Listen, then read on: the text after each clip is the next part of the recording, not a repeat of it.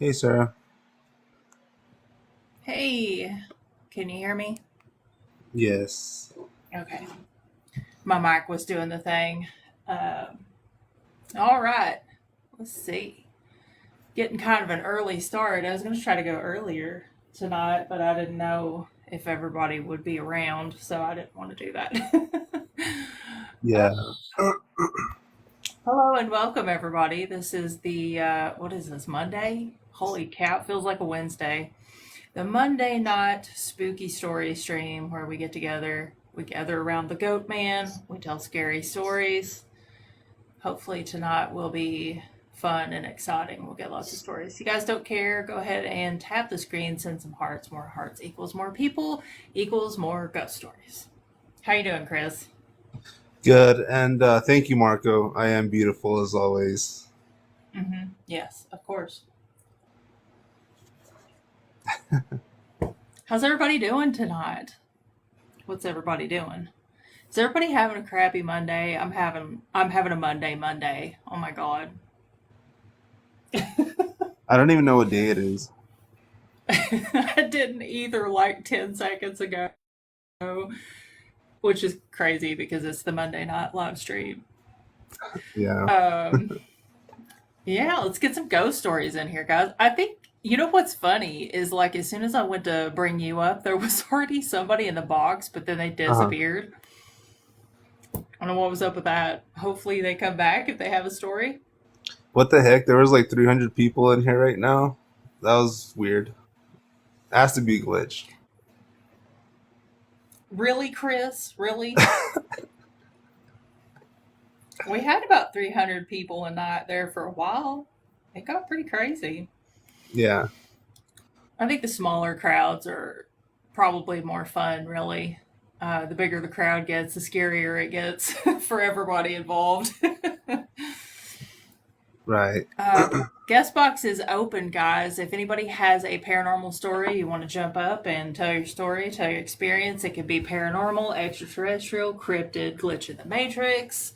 It can be about Dogman. It can be about aliens. It can be about Loch Ness monsters.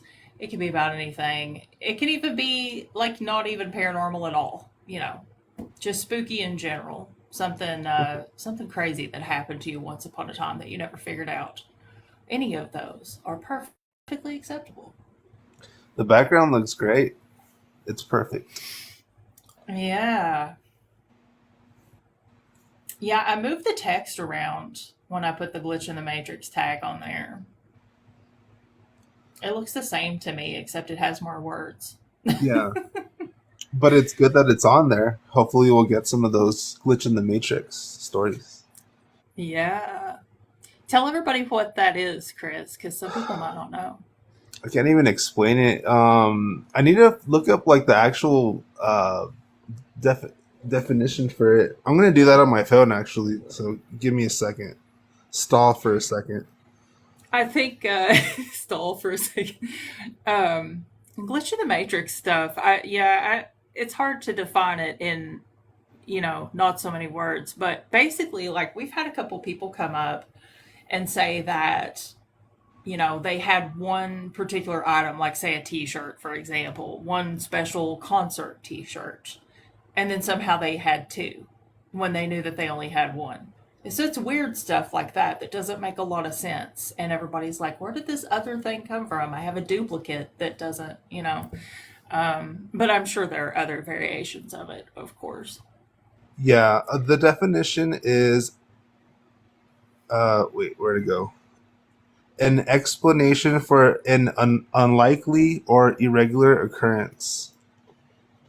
Yep, sounds about The right. yeah, the fruit of the loom thing's Mandela effect though.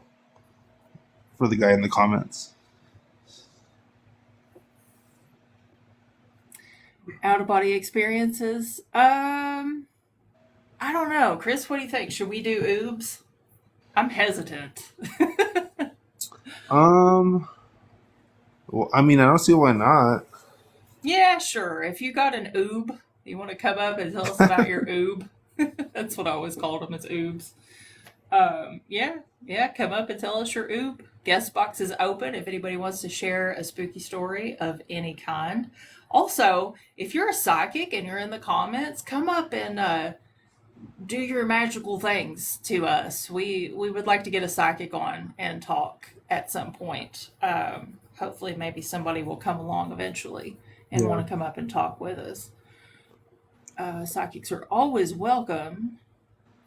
Would love to talk to one. Synchronicities. Yeah, synchronicities are interesting. Do you know what that is, Chris? I do not. So the first time I ever heard of synchronicities, it was this person, I forget who it was, some random person on the internet saying that every time they look at a clock, they see 11:11. Uh huh. And it's funny because for several years, every time I would look at a clock or anything with numbers, even license plates, sometimes it was 738. And I was like, this is so weird. Why does this keep happening to me? And I had no idea, like what does that mean? And then I just kind of like wrote it off to I'm thinking too hard about it, and it's kind of making me, subconsciously create this situation for myself to freak myself out. Yeah. I have no idea why, but a lot of people call it synchronicity, so it's kind of interesting. I have no idea what the meaning is behind it, but 338, it's everywhere. Yeah, that's so weird, isn't it? Like, I would be playing The Sims and look at their clock and it would say 738. And I was like, holy cow. I was on the treadmill one time and I looked down, it was like 738. I was like, that's insane. Why do I keep seeing this number? Hmm. Never heard of that before. Yeah. I think it's just something gets oversaturated in your mind and you start thinking too hard about it. I believe that might be the answer to it. I don't Hello. Hey, what's know. going on, Hello. guys? We are just hanging out, getting ourselves ready for some spooky stories. How about you? I was just strolling, strolling some random lives. And I was like, maybe it's a place to talk about some different stuff. Yep. So you call out of body experiences oops? Yeah. That's something new. Yeah, I Yeah. had one. I had one that like changed everything I believed in. I think it happened back in I want to say February 9th, 2009. Um, I was just finishing up. I think it was my fourth deployment, and I was just on the cot getting ready to go home in a couple of weeks. And then I woke up, or went to sleep that night, and then woke up and everything was a bit crazy. It wasn't like any type of dream I've ever had. I was I recognized some of the places, but then I didn't. Right, it was kind of like my childhood area where I grew up, but then I seen all type of other stuff that was going on. It was just totally foreign. And the people I was talking to, we wasn't really talking to each other. We was communicating through telepathy. And it was just crazy, like just talking to different people. Talked to a little girl, talked to a couple of people there, but everyone was friendly. Everyone was friendly. It was like matter of fact, hey, welcome to the community, And then they asked me that I want to see their spiritual leader. And the moment I agreed to it, I like appeared from this big library, huge library, beautiful library, like huge, like 20-foot doors. And the doors opened up. I walked inside, and it was just like, I don't know, I never seen anything quite like it. But it was probably one of the most beautiful buildings I ever entered. And there was lots of things going on around. I was kind of like walking on the path, and I seen a cloaked figure. And I figured, okay, this must be their spiritual leader. So as I walked up to her, she seemed familiar to me, but I couldn't quite put my hands on it. Even though she looked young, she seemed like she was older. But all that didn't matter. She basically pointed at an object that was like appearing in front of me, and I looked down at it, and everything changed. I looked in it. I'm kind of like a sci-fi geek, right? So, if you guys ever seen like what is that show? What is the one over there? Stargate. You ever seen Stargate? where they have like the shimmering, how the Stargate looks, how things are shimmering like that. So that's Yeah. kind of how this device was. It seemed to be something you control with your mind because whatever I thought, it like it responded to my thoughts. And so it like zoomed in. I zoomed in on my life. I see myself as a young person. I see myself as an old man. And then I just started like zooming in more and more, and it just was like showing me like multiple lifetimes, right? And it was just like it totally like blew me away. Like, wait a minute, we're immortal, and it just kept like going. Like the far I was trying to like skip to the good parts, right? And the further out, it just wouldn't end. And so it was just it changed everything. When I woke up, everything I thought I believed in was like kind of turned on its head, and I spent like the next 6 years tracking this stuff down. But yeah, it just kind of changed everything at that point for me. So I call a So, device my astral surfboard. yeah, that's interesting. That actually sounds like a NDE, like a near death experience. Might have been right because I first thing I thought I was like, was I dead? I was like, did I get fragged in my tent? You right? That I was like, that's because everything was so peaceful, right? And so I was kind of like, man, did I die? And but even the place I had never felt so peaceful, right? It really was just like there was no fear, there was no nothing. Everyone was super friendly. It was just there was just a lot of stuff going on that I couldn't wrap my head around at the time. Mhm. Yeah, that's pretty crazy. I got ran over one time when I was a kid. I was 8 years old. I got hit by a truck, and somebody pointed out to me recently, like, well, but this is not a near death experience. I was like, I don't know. I feel like it should have been, and nobody ever told me like what happened for 10 minutes when I was out. So I don't know. Yeah, if you got um, hit, that would be oh yeah. yeah, I got ran over by a Ford Bronco when I was 8 years old, and it was just nothing, just Yeah, that definitely blackness for sounds like 10 some near minutes. death. Yeah. So yeah, I'm always jealous of everybody that has like a some type of higher elevation experience. But yeah, that's really neat and really interesting. I don't think we've really had any stories at all like that on here so far.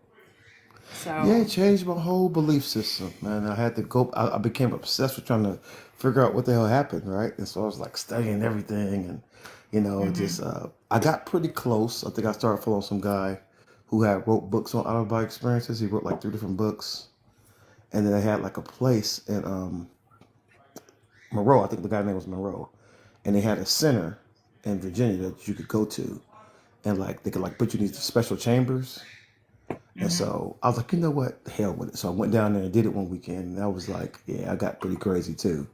So I was able to like recreate the place after like years of trying to go out here and like read a bunch of meditation books and try different things with sound waves. And I was just like, hey, I was on a quest. I had to know if this yeah, place really existed. yeah, that's pretty So I thought it amazing. might have been called like the Akashic Records, hmm as I did more research on it. But yeah, it was definitely life changing event, no doubt. Well, we really appreciate you sharing your story with us. All right. Hey, appreciate you guys. You guys have a great one. You too. You too.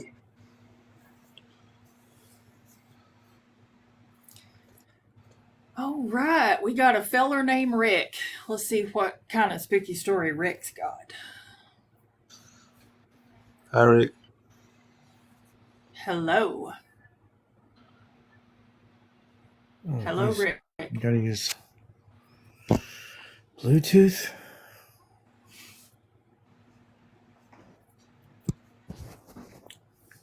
Rick, are you with us?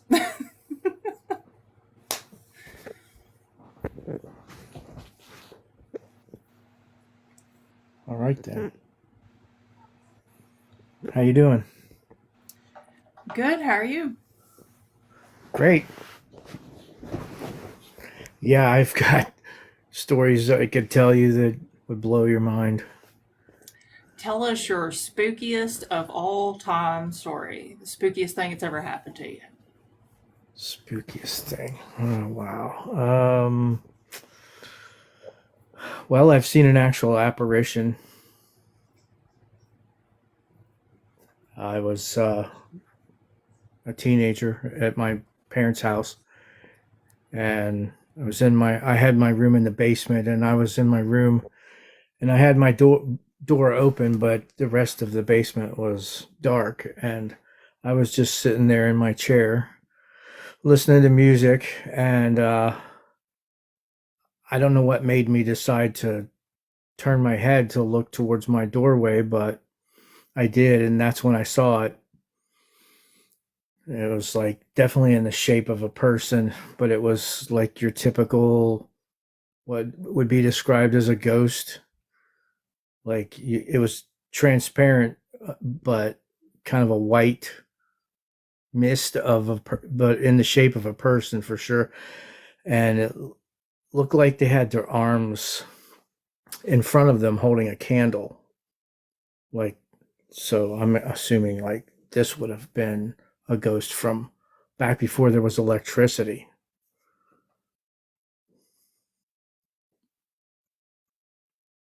And they seem to be like really short, and I didn't see any feet.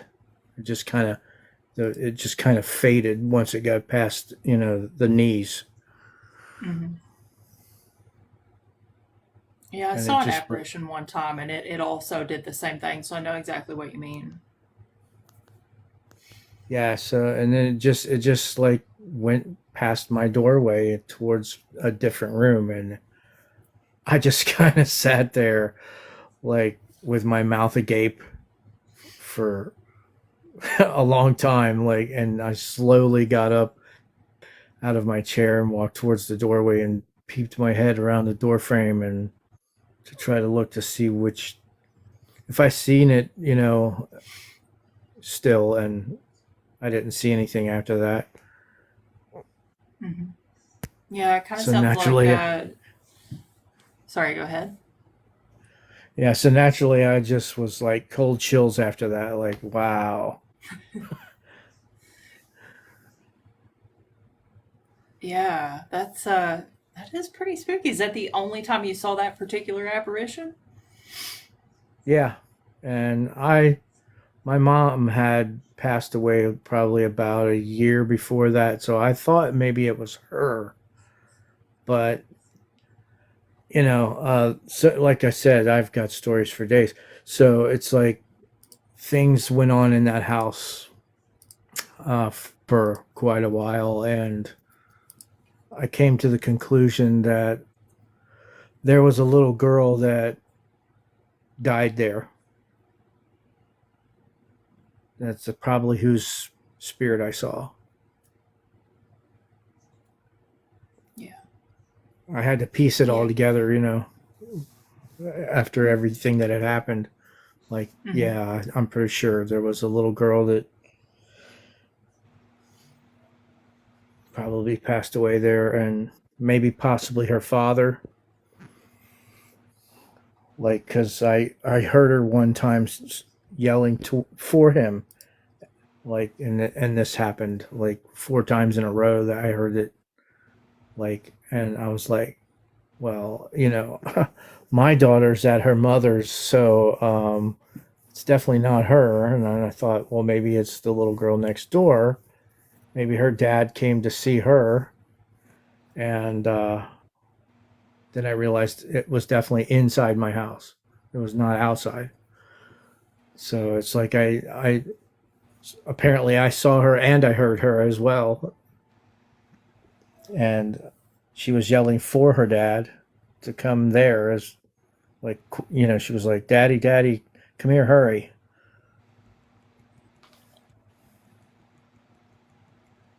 Wow, that's And interesting. So did you were you able to find like historical information, or was it something recent, or where do you think that it originated from, these two entities? no, I never researched it. I mean, I tried to pull up any type of like news about any murders in um, that city, and I really couldn't get anything. Hmm. But this could have happened back like there used to be a lot of from what I understand, it's like it was mostly Indian land, and so this could have been back when Indians were here, and just like who knows what could have happened. It's like they could have been attacked by them.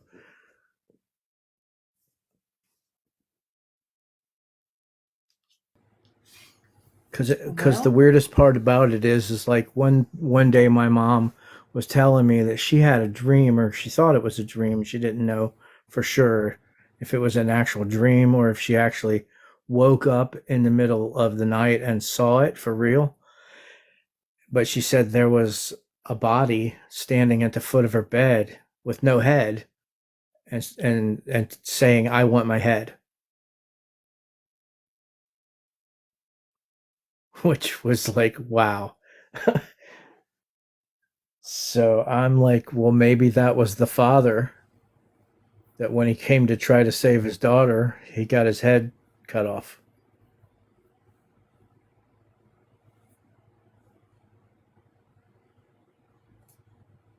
I mean, yeah. this is just what I pieced together after all of the events that occurred, Hmm. like trying to summarize on my own.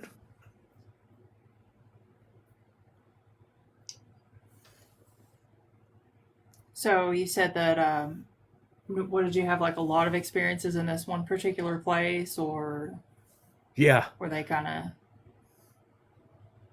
Yeah, and my children even, they said that they had seen stuff, like they would wake up in the middle of the night to go get a drink or whatever, and like my oldest son said he went downstairs and he went into the kitchen, and he said there was a man standing at the kitchen sink doing dishes.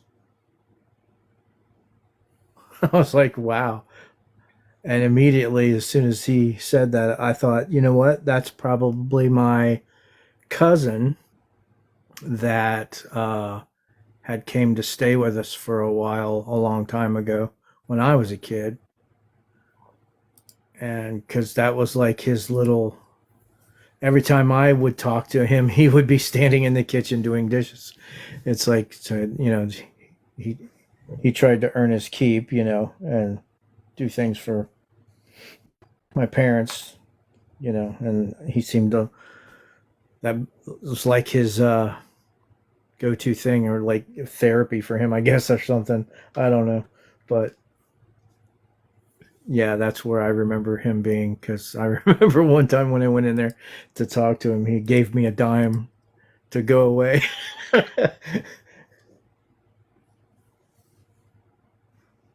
So it was like, I think that's who he probably saw. Hmm. Yeah. Well, we appreciate you coming up and sharing your story with us. No problem. Thank you. Have a good night. You too.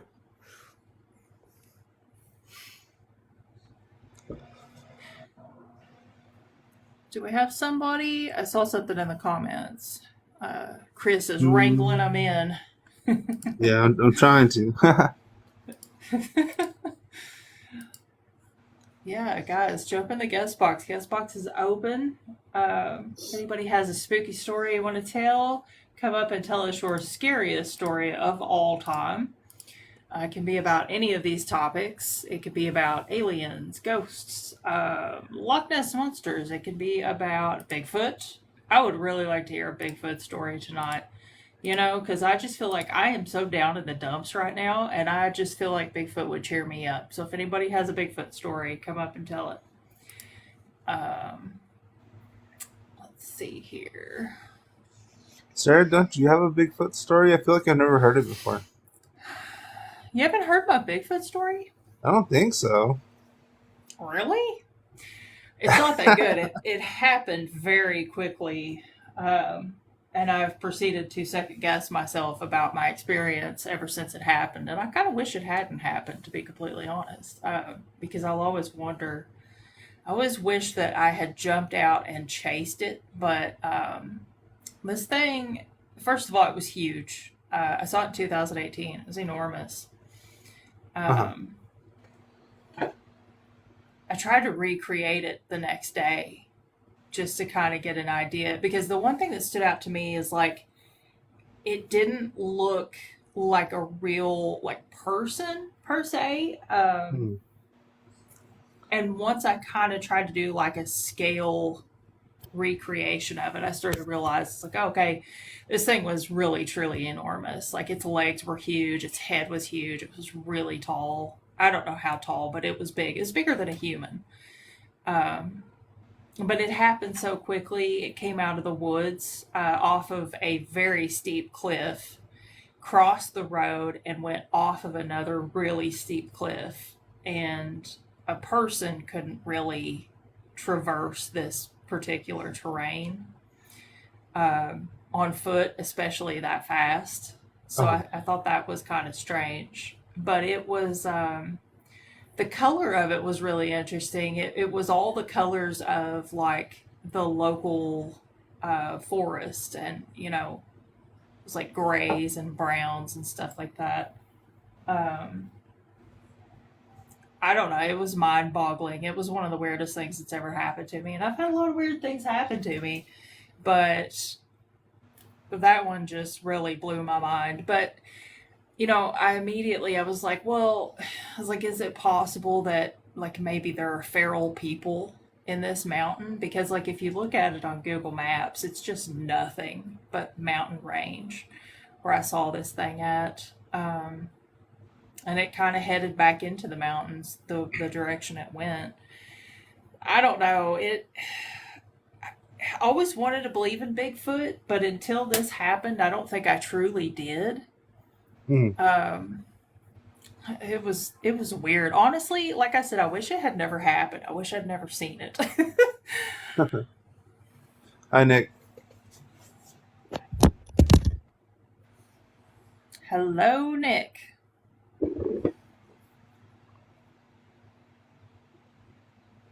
Nick, are you with us? I think Nick is not with us. What do you think? Um, yeah. Yeah, Did they join by I, accident? Maybe.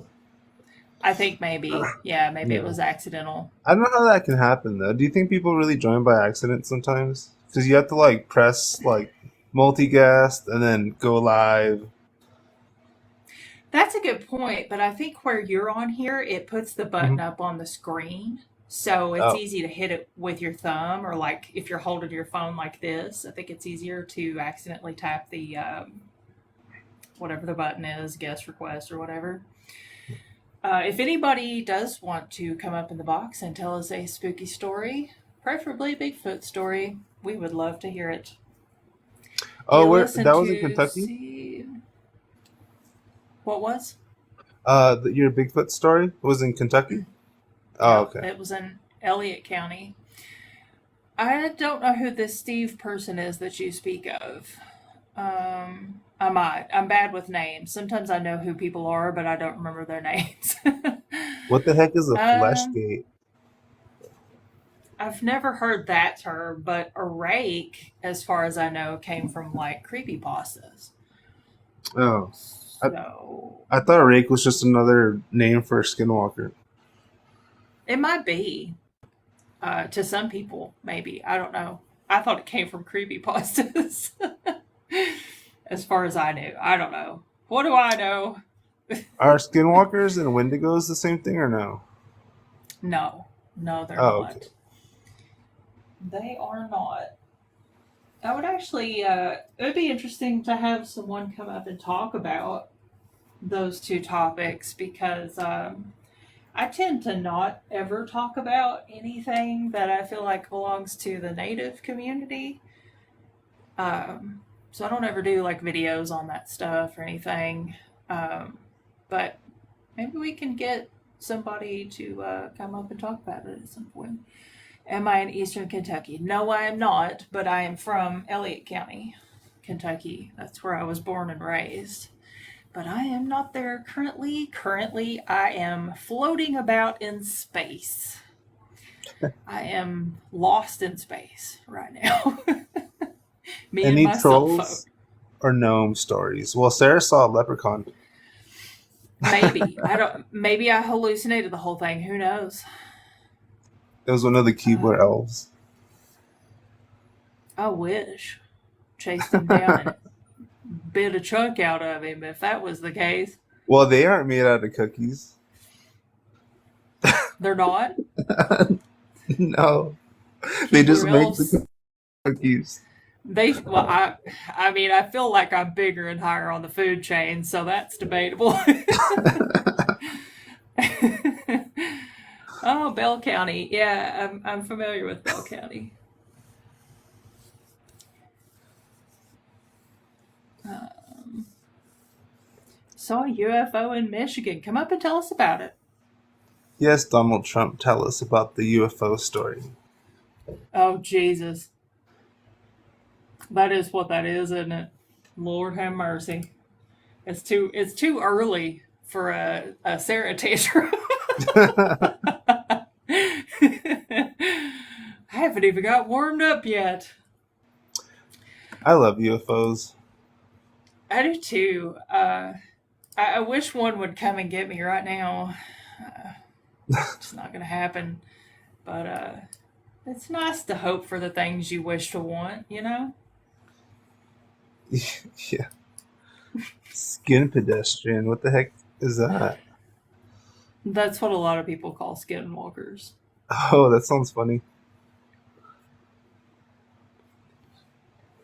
Um, Rick got abducted.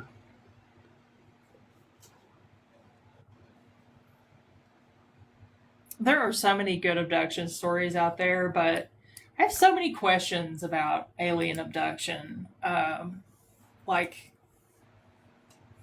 I don't know, like, why would they want us? Surely there's something else out there in the universe more interesting than a human. But then again, I don't know, because if you think about it this way. Oh, and I have a thought about Bigfoot. Remind me about my thoughts about Bigfoot, and I'll get to that in a minute. But as far as aliens go, like, if you think about if we found life on another planet, I feel like we would try to protect it and understand it. So, in a way, I guess it does make sense. But I don't know. I just have a lot of questions. I have a lot of dumb questions about alien abduction. And my number one question is why not me? Why not me? Why don't I get to go? Anyway, my thoughts about Bigfoot, I was thinking about this. It's like, what if Bigfoot already lives among us, right? What if he's just like we're passing him in Walmart and we don't even know?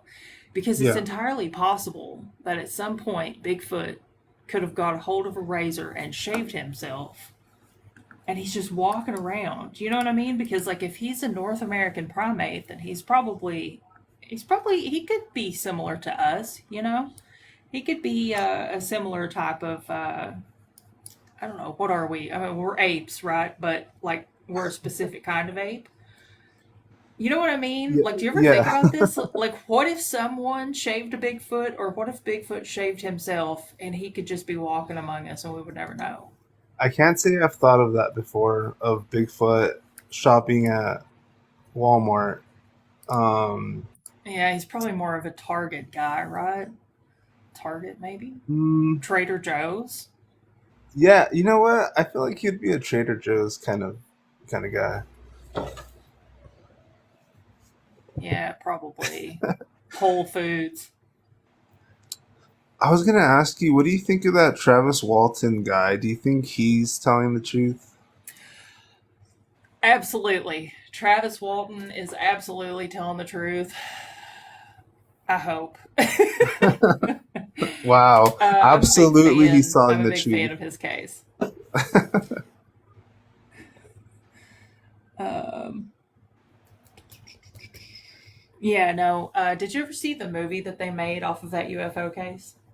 I feel like I did, but I can't remember because I've seen like a few different documentaries on it. I think. Mm-hmm. Yeah, that was a pretty terrifying movie. I watched it when I was a kid, and I think I don't know,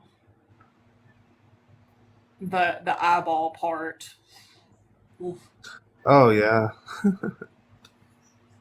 Yeah, if you see the movie, you'll probably never forget that scene with the eyeball and the yeah, pretty I don't think terrible. I've seen it. You should find it and watch it. Oh, you have a Ouija board experience. Come up and tell us about it. They can't. I love. Oh, oh crap! A good extraterrestrial movie that's up to date. Yeah, I feel like there's not really too many new alien movies. Oh, there was one on Hulu recently. What is it called? I watched it. It wasn't horrible, but it I felt like they didn't do as good of a job on it as they could have. But it wasn't too bad. Not the best movie I've ever seen. Um, do you know what I'm talking about, Chris? Do you watch a lot of UFO movies, alien movies? Not really. The only alien movies I've seen are like Mars Attacks, and and the four. I've seen the Fourth Kind. I can't see. I don't think I've seen a lot of alien or UFO movies. I have, but I just I don't know. I don't ever talk about movies much anymore, and it's funny how when you like don't really talk about stuff like that, you kind of get a little bit rusty on it.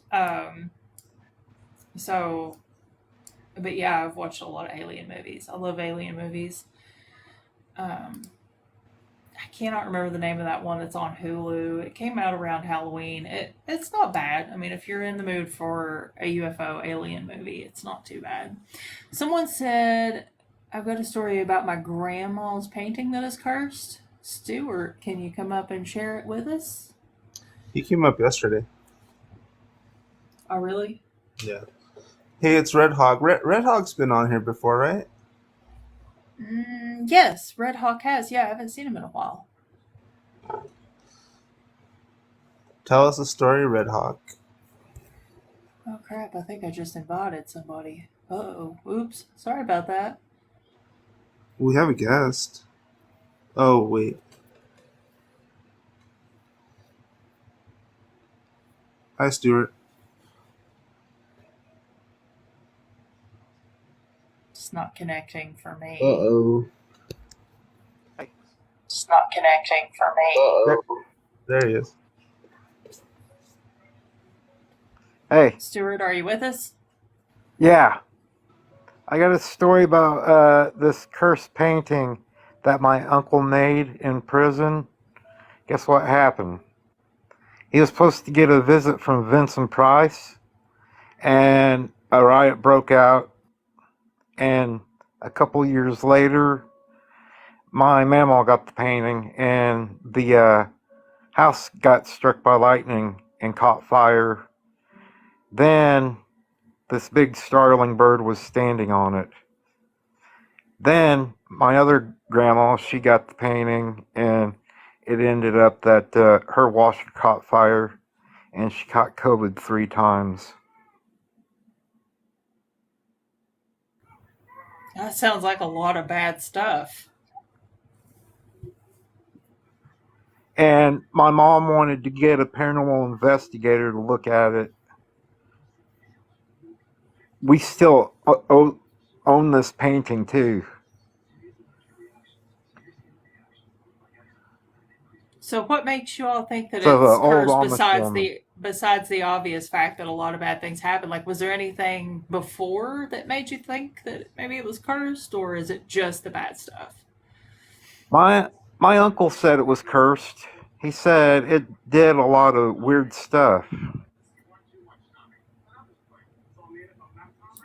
That's what he said. And he meant it too. Because it's a strange story. And I got another one too. I was in Bloomington with my brother and my brother's dad. We were driving along and we saw a UFO right in front of us, floating in the air. This was in Bloomington. Indiana? Yeah, I know where that is. yeah. What'd you think? Well, tell me about the UFO. What did it like? Was how high off the ground was it? What did it look like? It was like right in front of our face, real close. You know, right where you're driving, when the Mm-hmm. car is driving like that. You know how they show it in comics and also the books and stuff. Not necessarily, but was it like? I mean, was it like coming down towards you, like just over the road, or It like was what are we just talking about here? floating right in front of us, like floating. I was like, "Hey, is that a UFO I see right there?" And then it just showed up. Interesting, Interesting. isn't it? Yeah, I've seen a ton of UFOs myself. It's always mind-boggling when you see something like that. Yeah. Well, we appreciate you coming up and You're sharing your stories welcome. with us. Have a good night. All right. After 9/11. Oh, wow. That's interesting. I wish he could come up. Guest box is open, guys. If anybody wants to come up and share a spooky story, it can be about aliens, ghosts, Loch Ness monsters, Bigfoot, Dogman. Why did you get more quiet? Like the more things that you listed. I don't know. I was actually like walking into the kitchen to get something to drink, so hopefully I'm not losing signal. You are. I, Well, you were. I hope not. I shouldn't be. I should have a pretty good range, but yeah, maybe I was losing signal. Strange how slow it is this week. You think it's because of the warm weather? People are like venturing out of their winter holes and going out to do fun stuff, and therefore they're not on TikTok as much. It could be. I'm not too sure. It might pick up though.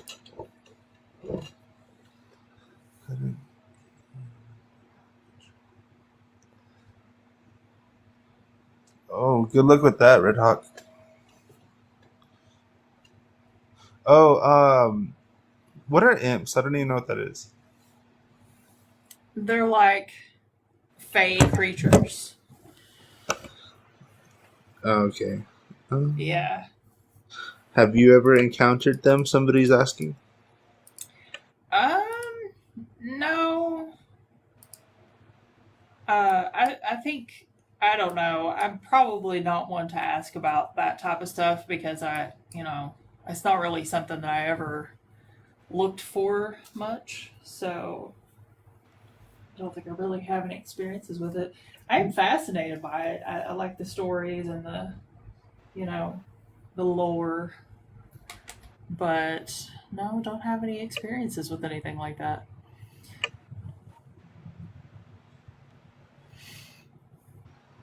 The Blue Hallway. Hmm. I have never heard of the Blue Hallway. I hope he joins and tells us about that. I want to know what it is. Yeah, guest box is open if you want to come up and tell us about the Blue Hallway.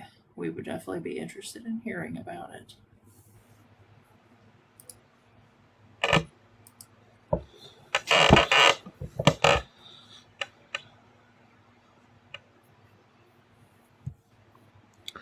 All the people with stories can't come up, and it's so annoying. I know, I'm telling you, something weird's going on with TikTok. I don't know if like we've got into a weird algorithm or something. Because we were on a roll there for a while, and then now it seems like everybody has gone on to do other things besides browse TikTok in the middle of the night looking for ghost stories.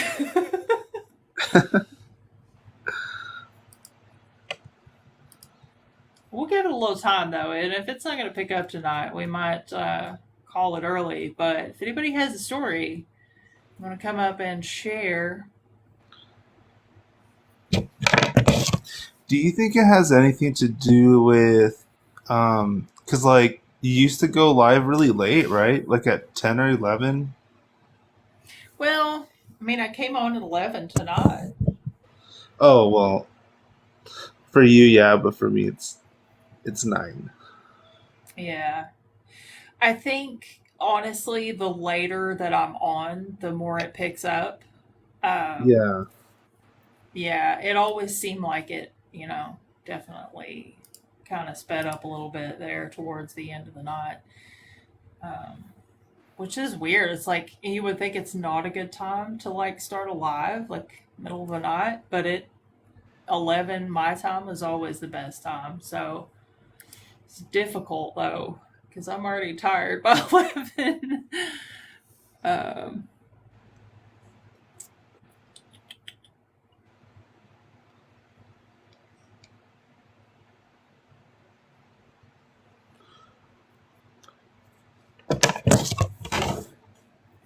Tell us one of your stories, Chris. Oh my gosh, one of my true crime stories. Yep. Oh no, one of my friends is in here. I'm so embarrassed. Please go away. Don't watch this. I'm just kidding. Why? No, it's one of my friends is in here, but I don't really have any more paranormal stories that I haven't told on here. I was trying to think of a true crime one, but I don't know. Oh, Holly remembers crew. I can't even say it. Crew crime. Holly, can you Oh. stop? Don't stop, Holly. Don't stop.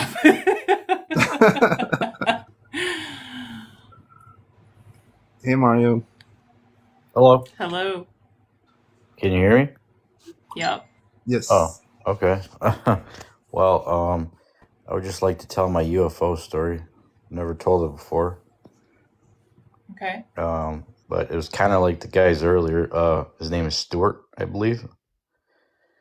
Basically, the UFO. I was driving and I was kind of against a tree line, and like a UFO appeared in front of, like a reddish orange orb appeared in front of our car, and then in a split second, it diverted to the left and it shot out into space as fast as I can turn my head. And that's about it, really. Yeah, sometimes they do happen so quickly that you don't really get a lot of details. Do you mind if I ask what state? Did you Just mention what state? Michigan. Michigan. Michigan. Yeah. That's right. That's right. I remember from the comments. Yeah, there's a lot of, I've heard of a lot of cases from Michigan and up around the Great Lakes and stuff. So, Mm-hmm. um, interesting. Very interesting. Yeah. So, well, thank you guys for letting me share. So, Yeah, thanks for coming yeah, up. no problem.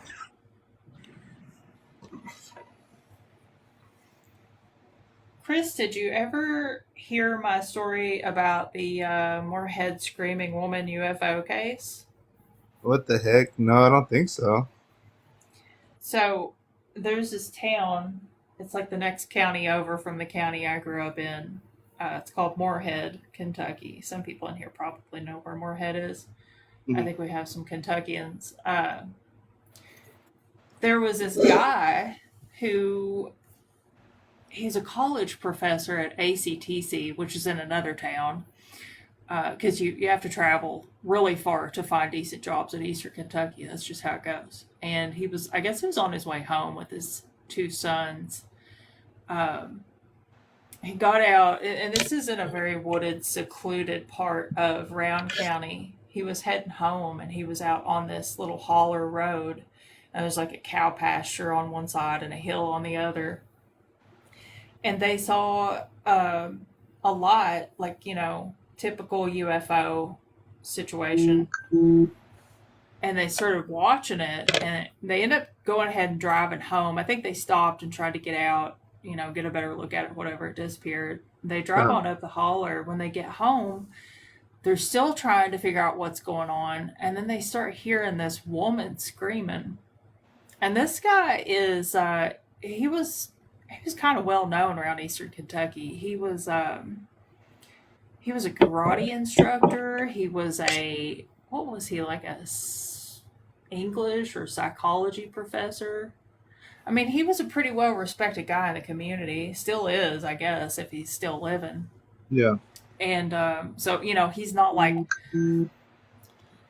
some weirdo or whatever trying to get famous off a UFO story. But they had this whole experience where they end up calling 911, and police came out there, rescue vehicles came out. They did not see the UFO. I think some of the police officers ended up hearing somebody screaming. The neighbors, everybody in the holler heard the woman screaming. Most of them saw the UFO. They said that it came down really low into the woods. You'd have to see this area. It's very wooded, Yeah. very foresty. But it came down and it was kind of like behind a bunch of trees, but it was emitting a really intense red light. And so it's Uh-huh. kind of filling up the holler. All the dogs were going crazy. Like it just caused a lot of chaos up the holler. And can you explain a holler? Yeah, a holler is a holler. It's a hollow. It's a little path into the woods, and it's usually like it's a country cul-de-sac. We'll put it that way. That's what we have instead of cul-de-sacs. We have hollers. Um, but yeah, so this thing is down on the ground, and it's glowing red, and there's a woman screaming. Police come. That you can even hear like the 911 call. It's out there. I actually Uh-huh. have it somewhere on one of my platforms. You can listen to it. They never found a woman. They never figured out why there was a woman screaming. A lot of people try to say, well, it was probably Bobcat or this and that and whatever. I mean, like the whole neighborhood heard it, and these people live in the woods. And I think people forget Kentuckians who live in the woods, we know what wild animals sound like. Yeah. You know what I mean? Like we know what wild animals sound like. We know the difference. But they never figured it out. Nobody was missing. They couldn't find any missing persons reports in the area or anything like that. It was a trippy case. It was really, I know, right? Like, how do you describe a holler? I don't know. It's like a little tiny road goes into the woods, and there's a bunch of people lives up the holler. That's what a holler is. Uh, Clay County. Clay County and Laurel County. Let me look in my notes real quick. It's a lot to keep up with. Kentucky's got so much. It's hard for me to remember off the top of my head. Sometimes I can't think of one, and then later I'm like, oh crap, how did I forget that one? That was a good one. Let me look and see. Um,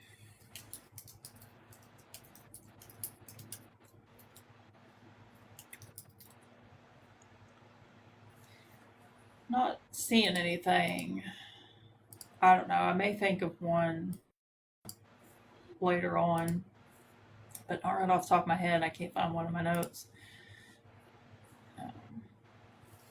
I'm sure there are some, though. There's no place in Kentucky that doesn't have some type of wild, crazy paranormal story attached to it. Yeah, I'm familiar with that Zimbabwe case. That was interesting. Hello and welcome. Hello. I was on here, like probably a month or so ago, and I live in Clarksburg, West Virginia, and I was telling you about, like a UFO sighting I seen and a possible Bigfoot sighting I seen, but I know, like, okay, Lowndes Hill in Clarksburg, West Virginia. It's like an old Civil War camp or lookout. That's what it is, lookout.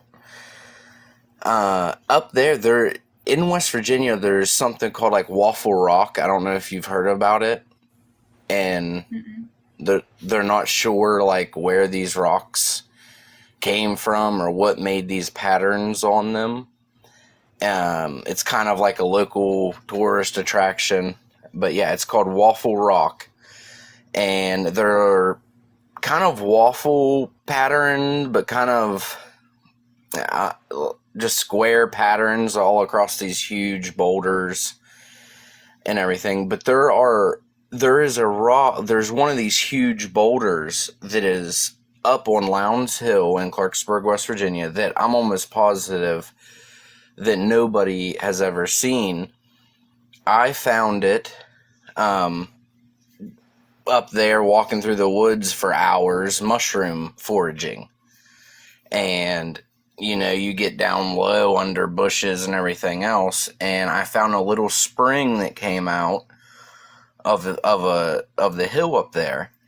And there was this huge, probably weighed about 5 tons, huge, the size of like a mini school bus, probably smaller, black rock, and the whole entire rock is covered in like a net pattern, like it's squared, waffle-ish looking pattern, and it's about an inch deep into it, and it covers the whole rock. And I just wanted to say that, though, that I know where one of these are at, that most people, or I'm guessing nobody knows really where it's at. Yeah, I don't think I've ever heard of anything like that before. Yeah, if you Google Waffle Rock, West Virginia, it's like a not really paranormal, but I don't know, suspicious. They don't know how it was made. We still don't know how they were made. Yeah, I'm looking at them right now. That is really weird. Yes, and I know where one of these are at that I'm almost positive nobody's ever seen it. It was mostly covered in mud, and about only 1/4 of this rock is sticking out of the hill, and that's only from recent floods that we had in West Virginia about maybe 7 years ago. We had a really bad floods in West Virginia, and that's about when that happened. It became noticeable. Yeah. Yeah. Yeah, this is But really strange. Yeah, and I know I was on here recently, so I just thought I would add some more stories about the area I'm from. Yeah, we appreciate it.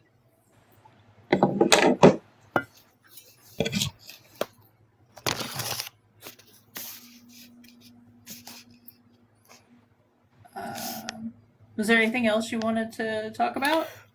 Oh, no. No. Oh, okay. All right. Well, thanks for coming up. All right. Thank you. Bye.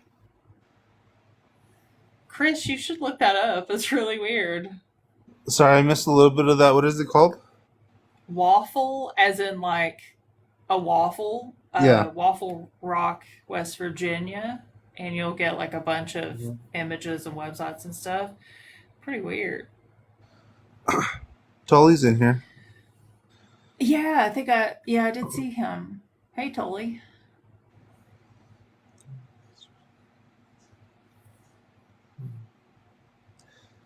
That does look crazy. Yeah, isn't that weird? It kind of looks like a tire print, like tread on a tire or something like that. It's really strange. Yeah.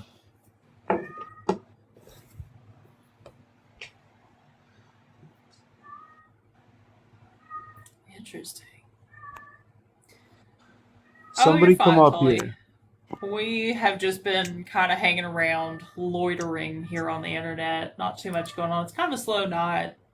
We were just talking about, like, I think people are using TikTok less now that the weather is better. And it seems like there's fewer people on. Like, all the live streams that I watch, they seem like their numbers are a little lower, too. So, I don't know. Something exciting going on in the world. People are not TikToking quite as much as they used to.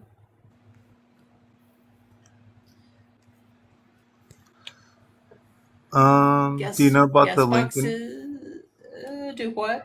Oh, I'm sorry. I didn't mean to cut you off. This person asked if you know about the Lincoln County, Kentucky alien abduction. Um, Lincoln County, maybe. Hang on, I have too much in my brain.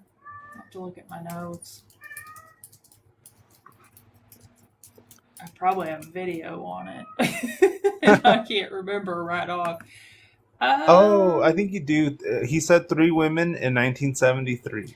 yeah, I do have a video on that actually. That was the Stanford case. Yeah. The Mona Stafford. I was thinking that that's what that was. Yeah, you did a live Uh, on it. yeah, I have a TikTok video on it, and I did a live stream on that topic. It was a really interesting case. It was a lot like that Texas case. Oh,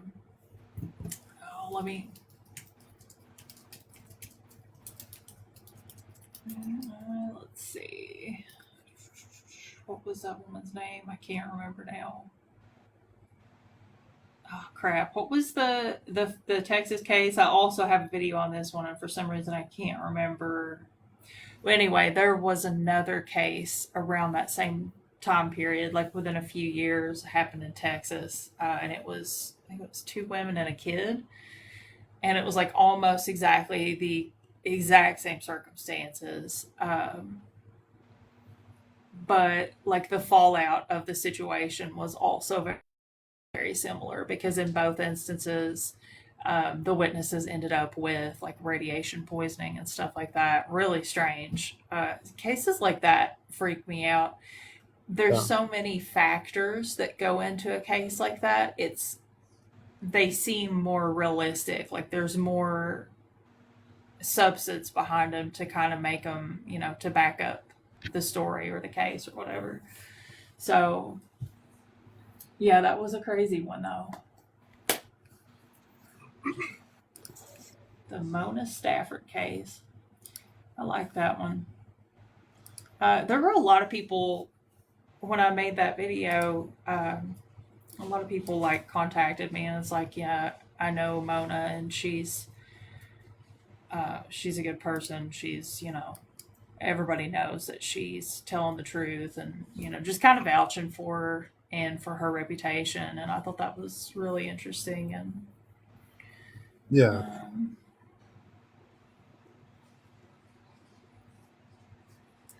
guest box is open, guys. If anybody has a paranormal story, extraterrestrial, Bigfoot, cryptid, whatever.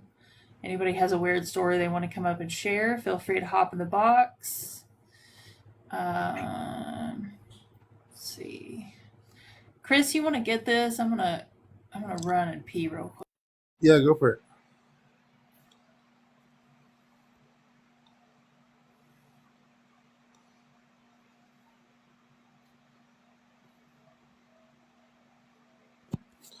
Hey, Stuart.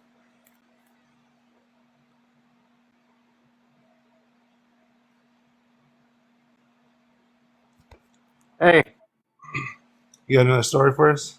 yeah, I got another one. I had a out of body experience one time, and my spirit left my body one time, and then I seen my friend's grandmother's car in an accident, and he was in it too. And the strange thing is, the very next day when I got out of bed and went to school to get on the bus, it ended up that the interesting story is I saw the house that was wrecked in, right where the car wrecked into the place, Hmm. right close by Hardee's. Wow. That sound pretty good. Weird. Yeah. Do you like that one? Yeah, that's a pretty good one. You got another one for us? Yeah, I do have another one. Had a seizure one time, seen my mammal's ghost. She was trying to talk to me somehow, Uh-huh. but she wasn't making any words. Hmm. Just her mouth was moving. Oh, that's interesting. Yeah, it is. It's one of the ones I haven't told you. And I got one about my mom. She sees this ghost of a boy saying "mommy," and I guess it wants to be the mom or the son of the family. Uh-huh. Yeah, Oh, that's crazy. yeah. Did you like those? Yeah, we appreciate you telling us more of your stories. You're welcome.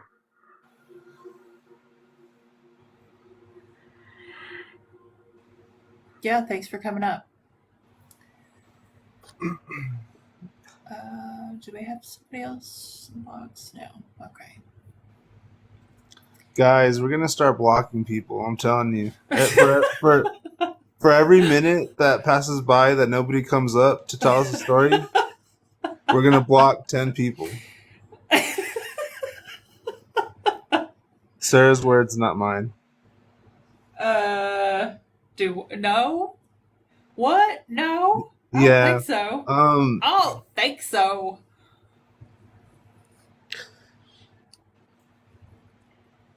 You're out of There's control, Chris. Settle down. there's 70 people. Someone said this channel will be empty. We're gonna block all our frequent viewers, and there's not gonna be anybody in here. Um.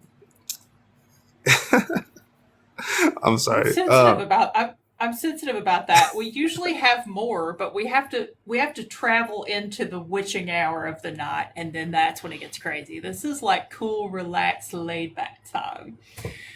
And then after midnight, it's usually it gets terrifying. Oh, by the way, there are new emojis in case anybody cares. I don't know.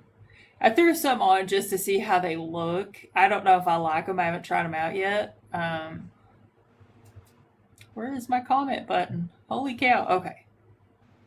Oh, yes. Let me see these. Oh, nice. I was going to do one of your head, Chris. Why? Why? My I don't head? know. Yeah, just your head. Kind of like the Chevy Chase one, only it would be your head. Um, You better not. I, You better make those pictures that I make of you. You better make one of those a sticker. I don't think they would translate well to the little bitty format. So Oh, yeah, we're not gonna do that. Yeah, let me just make a bobblehead picture of myself to go in the chat. That's great for my already low self-esteem. Uh, um, there's 80 people in here. Somebody has a story. Don't be shy, guys. Come up here. We don't judge. Quit dry begging, you'll scare them away. The, please, somebody, please. No, I'm just kidding. You got to use reverse psychology. We've got to pretend like this is an Uh, exclusive club, and okay, only an exclusive few can come up and share their spooky stories. okay. Yeah, so I hope nobody comes up here. no, don't come up and tell us your story. Look, it worked. It worked immediately. And my cats are Wow. attacking each other. Hey, don't do that, child. I What are you volunteer doing? as tribute. Awesome. Thank you. Got a I spooky I story? didn't know you made a video on the Lincoln County case, and I'd seen something about it like a few weeks ago and like fell in love with it because I live here and no one ever talks about it. Mm-hmm. And I was telling my mom, and she pulled out the photo album and was like, "See this picture of me at homecoming?" I'm like, "Yeah." She's like, "That's so and so's son." And I'm like, I don't remember which woman it was, but I was like, "Oh, was his mom crazy? Just I want to know." And she was like, "I believe her." So what you said earlier, I was like, "Yeah, everyone believes her since I've asked that." Yeah, that's what I've heard. But I do have a kind of bizarre story. I want to, maybe people will join. So I'm going to tell something a little wild. Okay. So when I was about, I think it was 2015, so I would have been 14 years old. I blacked out basically and kind of went, I don't know, kind of into like well, I would say a white light. This sounds too cliche, but I mean, it really was. And it kind of just, it felt like being really cold and walking out into the sun and feeling the warmth hit you from your scalp all the way down. And I woke back up and, you know, my mom was freaking out. And years later, which would be now, I'm 23, I I lost one of my friends, and it was like what he went through, I experienced. I can't even explain that to you into great detail, but I remember I woke up in the middle of the night, cold sweat, 3 a.m., the witching hour, and my left arm felt like it was falling off of me. And I was just in like a fever chill situation. And I managed to get calmed down and just was like, I wish this would go away. Like I felt like I was dying. And whenever I woke up, after I went and took me a good nap, my cousin had called me and let me know that one of our close friends had died. And he told me, about 3 or 4 in the morning.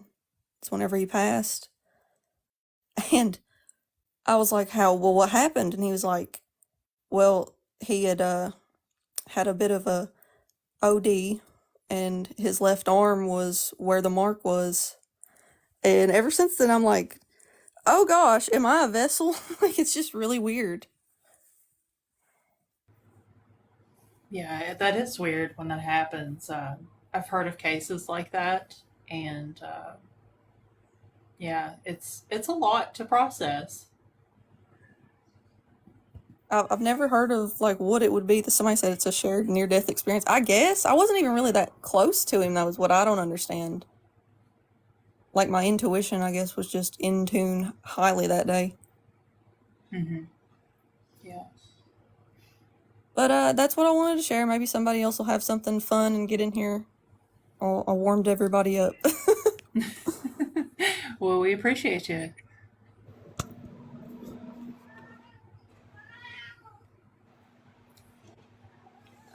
We do have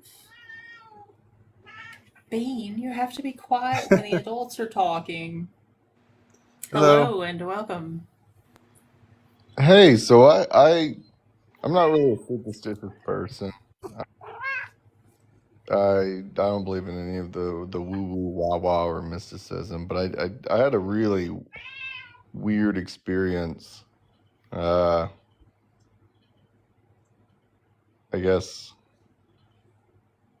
like 2 or 3 months ago that you would call paranormal.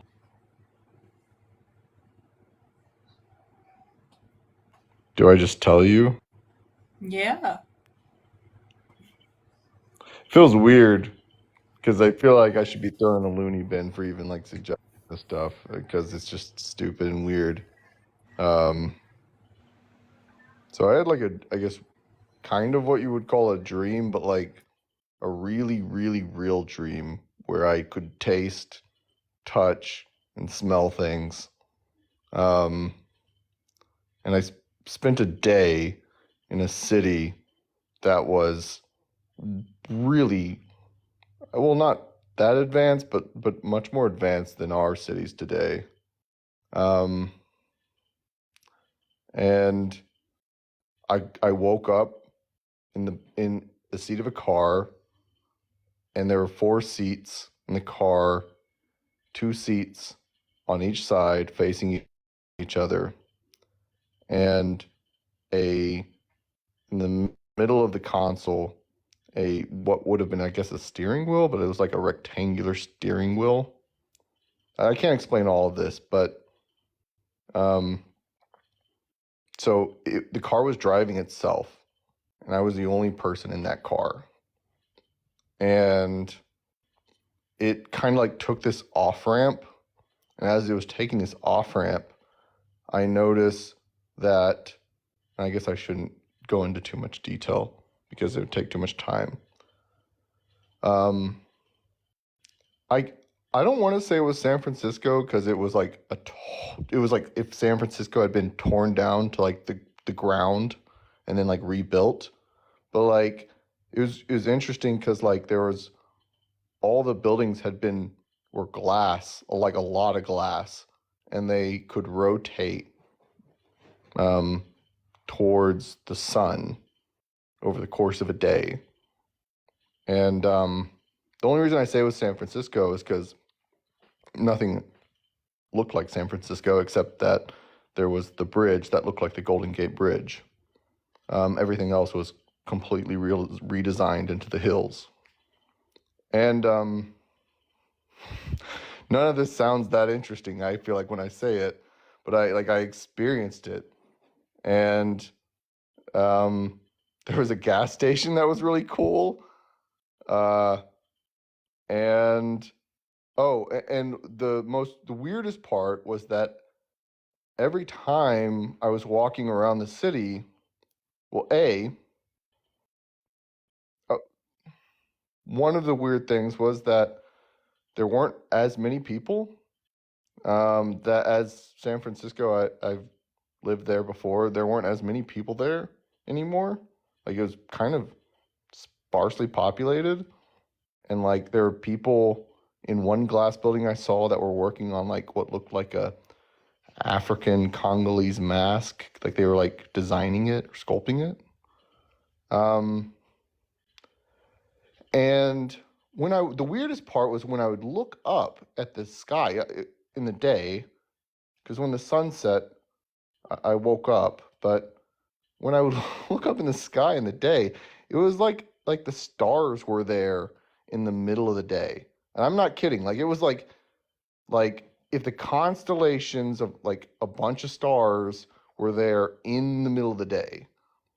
And I wake up,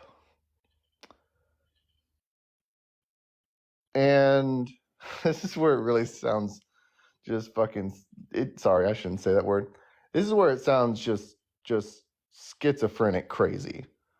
I wake up because my dog loses his mind at the corner of a room, and I look towards the corner of a room, and all I can describe it as is this giant white figure, maybe like 11, 10, 12 feet tall, and tall enough that like their head, it was too tall for the actual room, and so they had to tilt their head to, I guess that was the left, and my dog started like barking towards it, and it walked one step forward.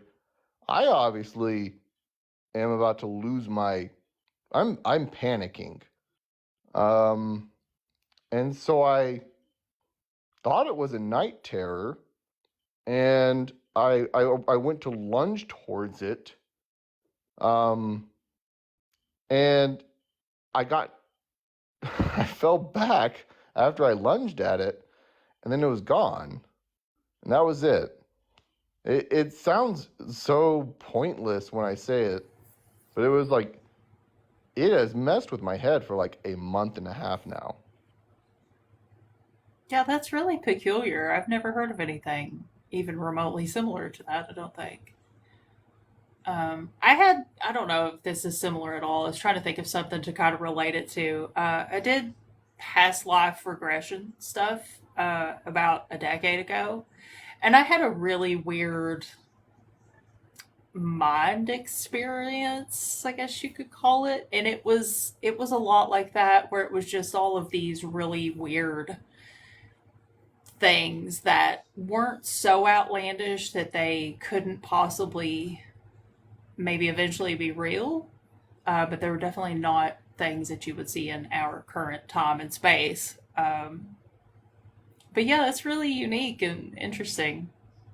So when you say that it has stuck with you, does it give you like a negative feeling or like a, any type of specific feeling? Um, I guess the thing that messed with me is I've never had a dream where I could touch, taste, and smell things. Mm-hmm. And I remember rubbing. I guess I don't know. Maybe it is a negative experience. It's messed with me because when I woke up, I didn't really understand where I was because it just it. I mean, I was in that city, and then I wasn't in that city, and I've never experienced anything like that before. And for whatever reason, like when I was in that city, I wasn't really thinking about here. And so I remember like small, it's really stupid and small things where it's like I was rubbing like the side of the car, and it had a very nice like pseudo leather feel. I remember trying to like touch the steering wheel that had like the rectangular steering wheel that was like red and black that had like that had gone into the car, and I was like trying to pull it out or see how I could pull it out while the seats were like facing each other. Um, I remember, I vividly remember uh, in passing those giant glass buildings that would rotate, the smell of what I think was like cedar or oak um, on the masks as they carved the masks. And I remember like it was just, and it was like 4 hours, I guess, of doing this, like 4 or 5 hours. I've also never had a dream that long. Like I've always had these like short dreams, and they're usually about me and my friends or my family, and they're like these blips where like it's like my family member does XYZ, and it's a very like normal thing. Um, Sometimes it's like scary, but like it's never like long, and it's never like a normal day in a city long. And then waking up from that, which was wild on its own, to a giant white figure with its head tilted because it's so tall, staring at me, and it doesn't even have a face. Was the weirdest part? Not having a face, and then being like in a giant robe, and then stepping towards me, like after my dog barked at it, and then me being thrown back onto my bed. That I don't know if it's bad. I don't know if it's good. It's like I've never and I haven't had anything happen since, which is even weirder because it's like I'm not a superstitious person. I work in computer science. Like I I'm a very material person, and it's really weird to like have something out of the blue happen to you when your life's going pretty good.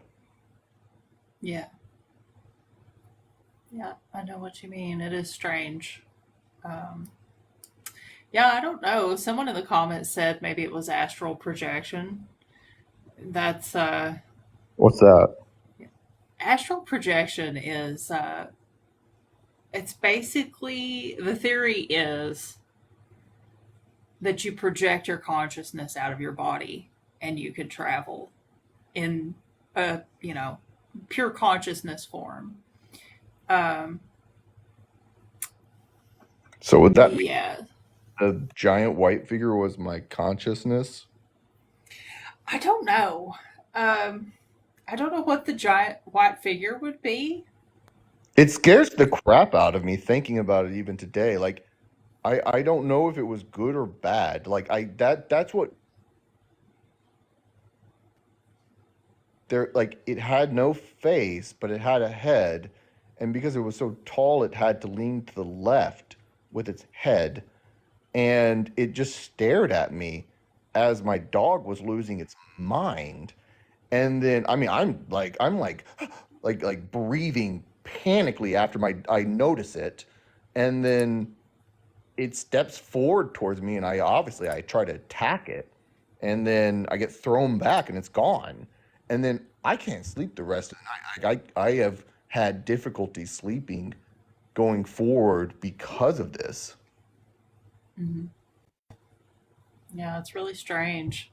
I don't know. It's a cool experience, but I have no idea. um, yeah, I was looking at the comments to see if anybody else was throwing out maybe anybody had experienced To something similar. understand, I like don't know. you've never had anyone talk to you that had talked about touching and tasting and smelling and or like a or giant white figures. Not all together at the same time. I mean, I've practiced like astral projection and stuff because I'm a skeptic, and so I've gone hunting for all of these things. And one of the reasons that I believe in the paranormal is because of the things that I've experienced. So I personally have had a lot of weird experiences that are sort of along those lines, but not really to the degree that you're talking about. It's definitely unique, definitely interesting, but as far as what it is or why it happened, I have no idea. Okay. I mean, I don't know. I think you're the first person I've talked to about this after a few months, but like it was that it's been like I guess since like December, and like that is still messing with my head. I don't know, Yeah, like has paranormal activities or of this type and like functions normally in society for like it messes with you a lot. And I wish I yeah, it does. was, or I wish there was some way to know what happened. Because like I keep trying to like rationalize it in like some sort of like scientific way of like, oh well, my brain was dreaming the entire time, but then I ask myself like why have I never done that before? Like like it like I mean I think it was like 4 or 5 hours like the whole day, and maybe it wasn't San Francisco, but like I that was a real city. That was not a fake city. That was real. Um, I even met a brunette girl there. I should have asked her name. But like I don't know, it messes with your head because It like does. It that really was does. real. Oh, okay. I'm sorry. I'm not getting anywhere. I guess so. I'll just leave. Thank you. We appreciate you sharing your story with us.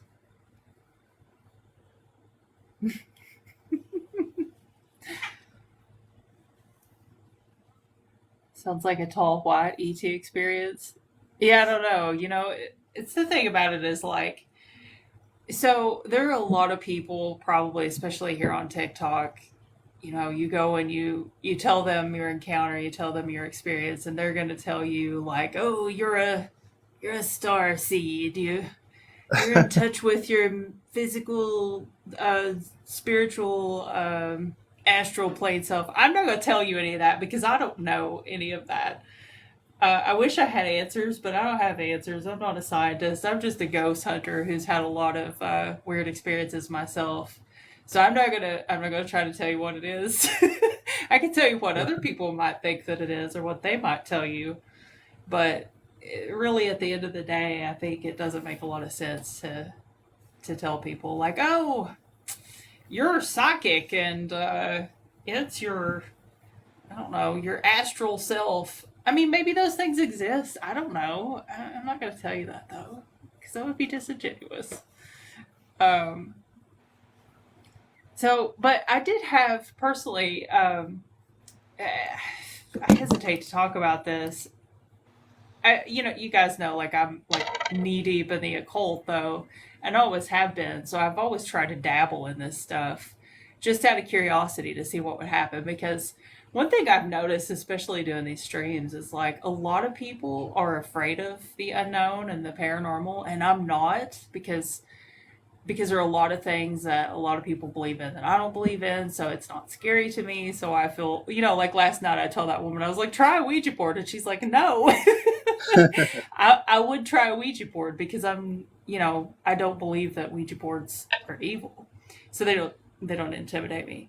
Is what I'm getting at. But so I practice like trance channeling. I've practiced past life regression stuff, different types of meditations, all of these different things. And I had, like I went into them not expecting anything to happen, but then things would happen. So like I've had astral experiences that were mind-boggling. I don't know if there's a scientific explanation to it. I don't know if they were really at face value exactly what they were. Yeah, and that's the thing, Jeffrey, is like everybody has a different experience with this stuff, and I think it depends on how you approach it. Because I've tried to mess with Ouija boards. I've never had anything happen. Like nothing has ever, nothing. Yeah, I had that weird knocking experience where something was knocking on the floor, but I think that was explainable. So I don't count that as paranormal. And I'm thinking about trying to make my own spirit board coming up soon. And if I do that, I will document it and make a video on it. But I'd like to have like a handmade spirit board. And so maybe something with like physical intention put in it might work. You know what I mean? I don't know. Yeah.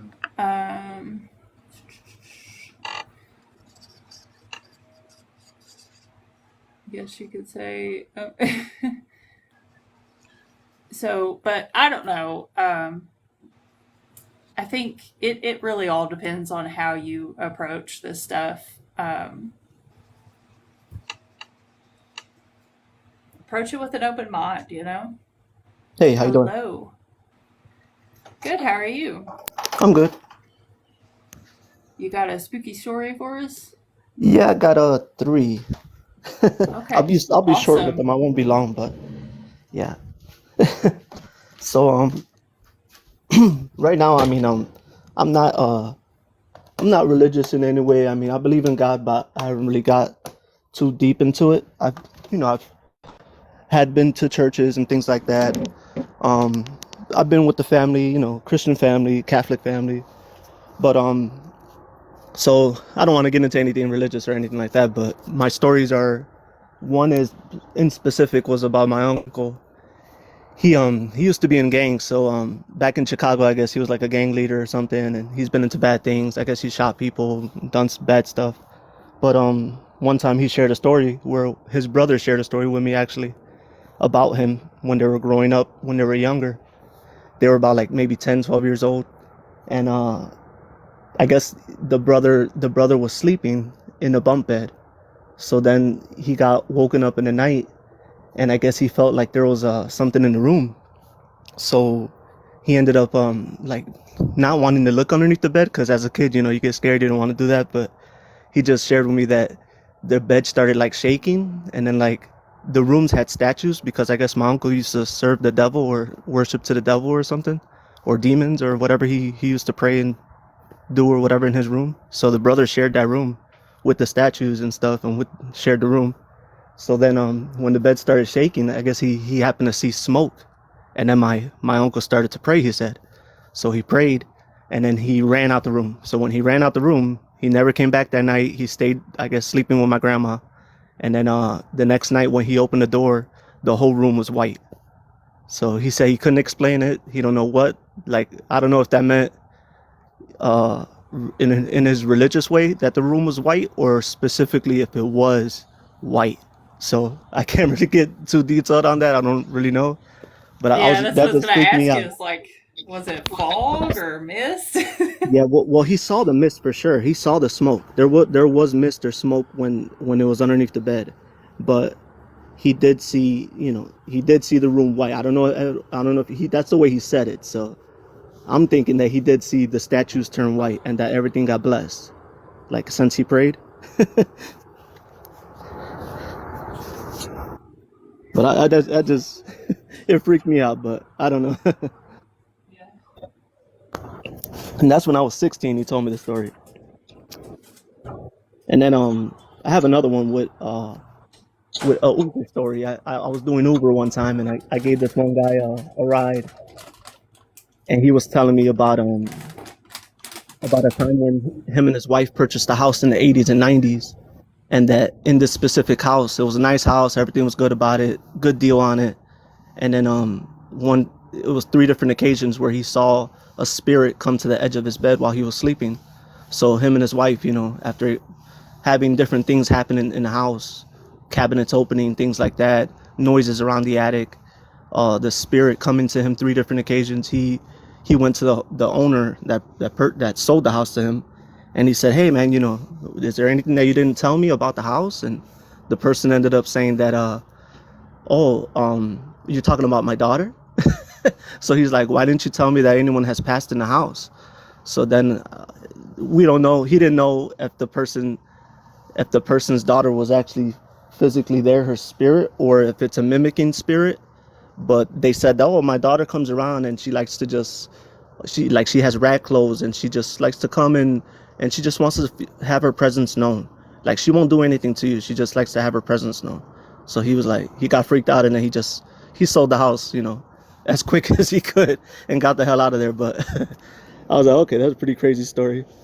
And it wasn't just him that seen the spirit. I guess he said that there was a time um where there was like a mist, or like not a mist but like black smoke or something, a cloud that would like cover the house. And I wish he would have told me where, because it was here in Florida, but I don't know where. But that was a quick story. And then so those are my two. And then I have another one where one specific friend, he stayed at another friend's house. And my friend's grandma used to also be a Freemason, and she used to be worshiping the devil and do her little spiritual things at night and play with people's spirits. And she used to read cards, a card reader. And so she used to, read people's palms, or whatever they call that. But one time he stood the night, and then there was a spirit or something that kind of like, when he looked, because he heard a noise, he looked over and he saw my friend's grandmother standing over her daughter's bed and messing with her dreams, like doing something with her hand movements, like a square, like a box. So messing with her dreams, because she used to do that a lot, I guess. And so she did that, and then he got freaked out, and he left within that night, and never came back to sleep over. But those are my three. Wow, that's interesting. I have questions, but I don't know. Sorry, yeah, it's a lot. I'm I'm just sorry. over here thinking like, what kind of witchcraft was she doing? That sounds kind of interesting. Yeah, I don't know. I don't know. She was Spanish, so she's from Honduras. So I don't know what they do over there, but I know she didn't know English, and I seen her one time, and she would always give me that bad vibe. I don't know what exactly she was doing, but I know she was a Freemason for sure. She had like the the clothing, of the Freemasons, and the ring and all that stuff. Well, was she married to a Freemason? Because they don't let women in. Oh, I don't know. I know she had a husband that passed. Maybe I Yeah, never met him. I mean, yeah. Maybe that's what it was. Because they're a club for boys only, yeah, same. unfortunately.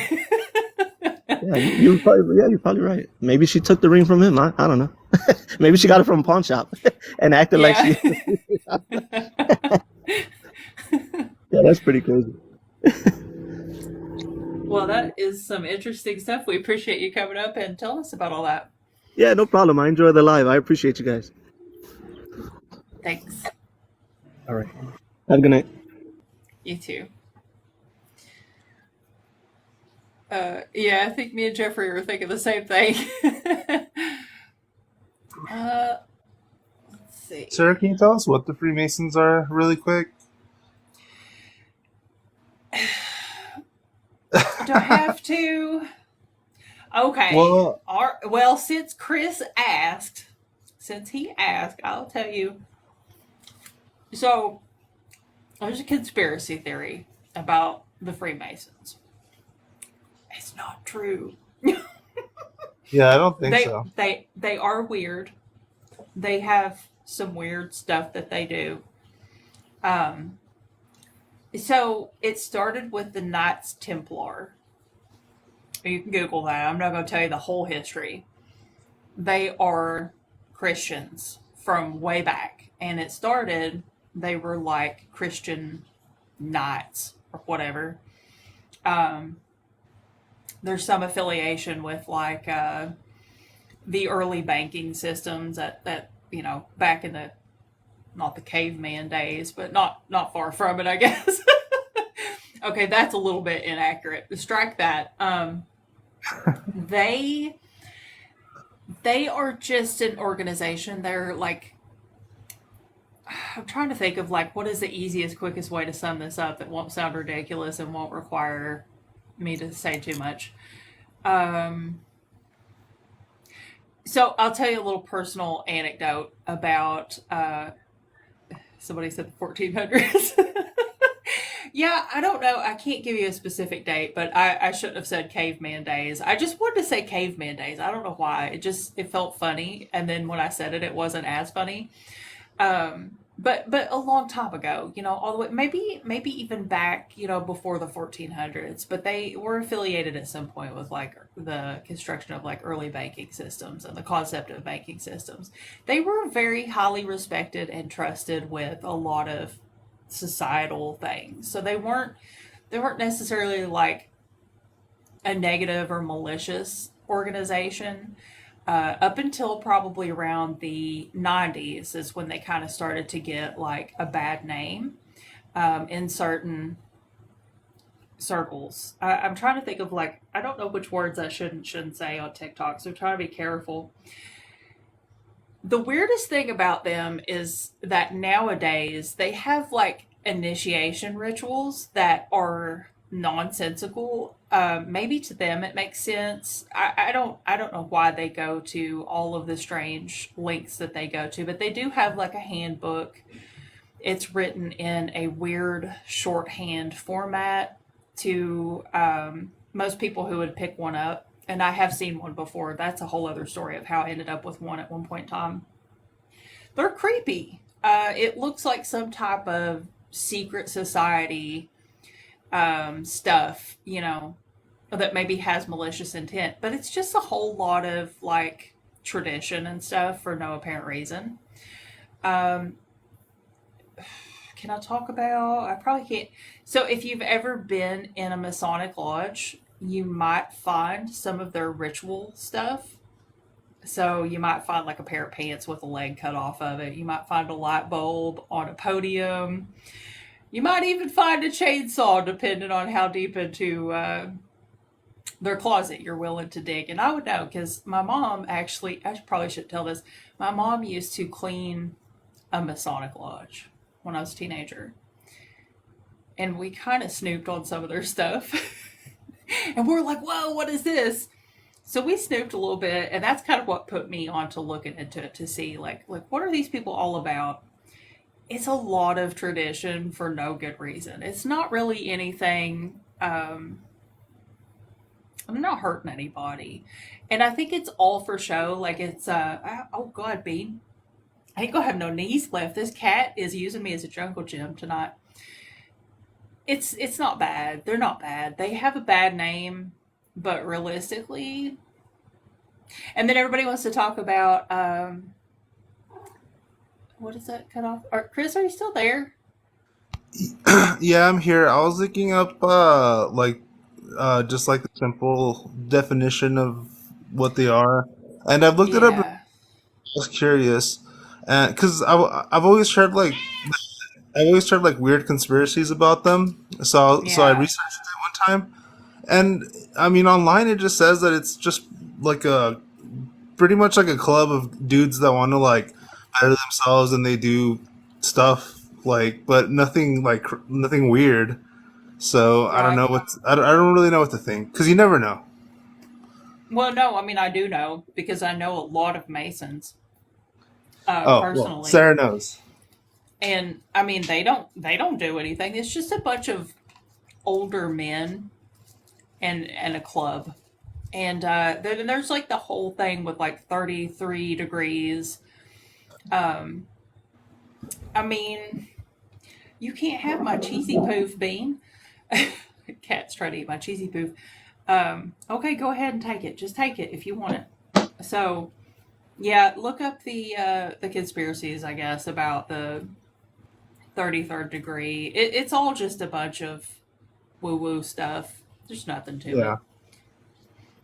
But yeah, you get like cool rings and they have meetings and I don't know, they cook things, they have cookouts. It's not a big deal. yeah. The conspiracies aren't true. Unlike Hillary Clinton, that goes and dresses like a yak under a mountain and stuff. She does not. She has those eyes wide shut parties. Yeah, oh yeah, she does. Who doesn't want to go to one of those parties? Listen, if anybody's having one of those parties, please invite me. I want to go. Um, do we have anybody? I've just like No. went on a yeah. It's just me and my cat eating some Cheetos and rambling about the Masonic Lodge. Um, Oh, we have another Sarah in here. She says that it's a group of people that tried to make business connections. that's true. Now sometimes if you get pulled over or something and you have on your Masonic Lodge pin or like a sticker, you might get out of your speeding ticket. That's about as wild and crazy as I think those guys get, though. Yeah. Yeah.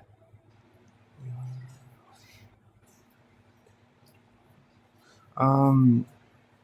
Yeah. Someone needs to come up here. If anybody has a story, join us and tell us about it. Yeah, come tell us your spooky story. Don't be shy.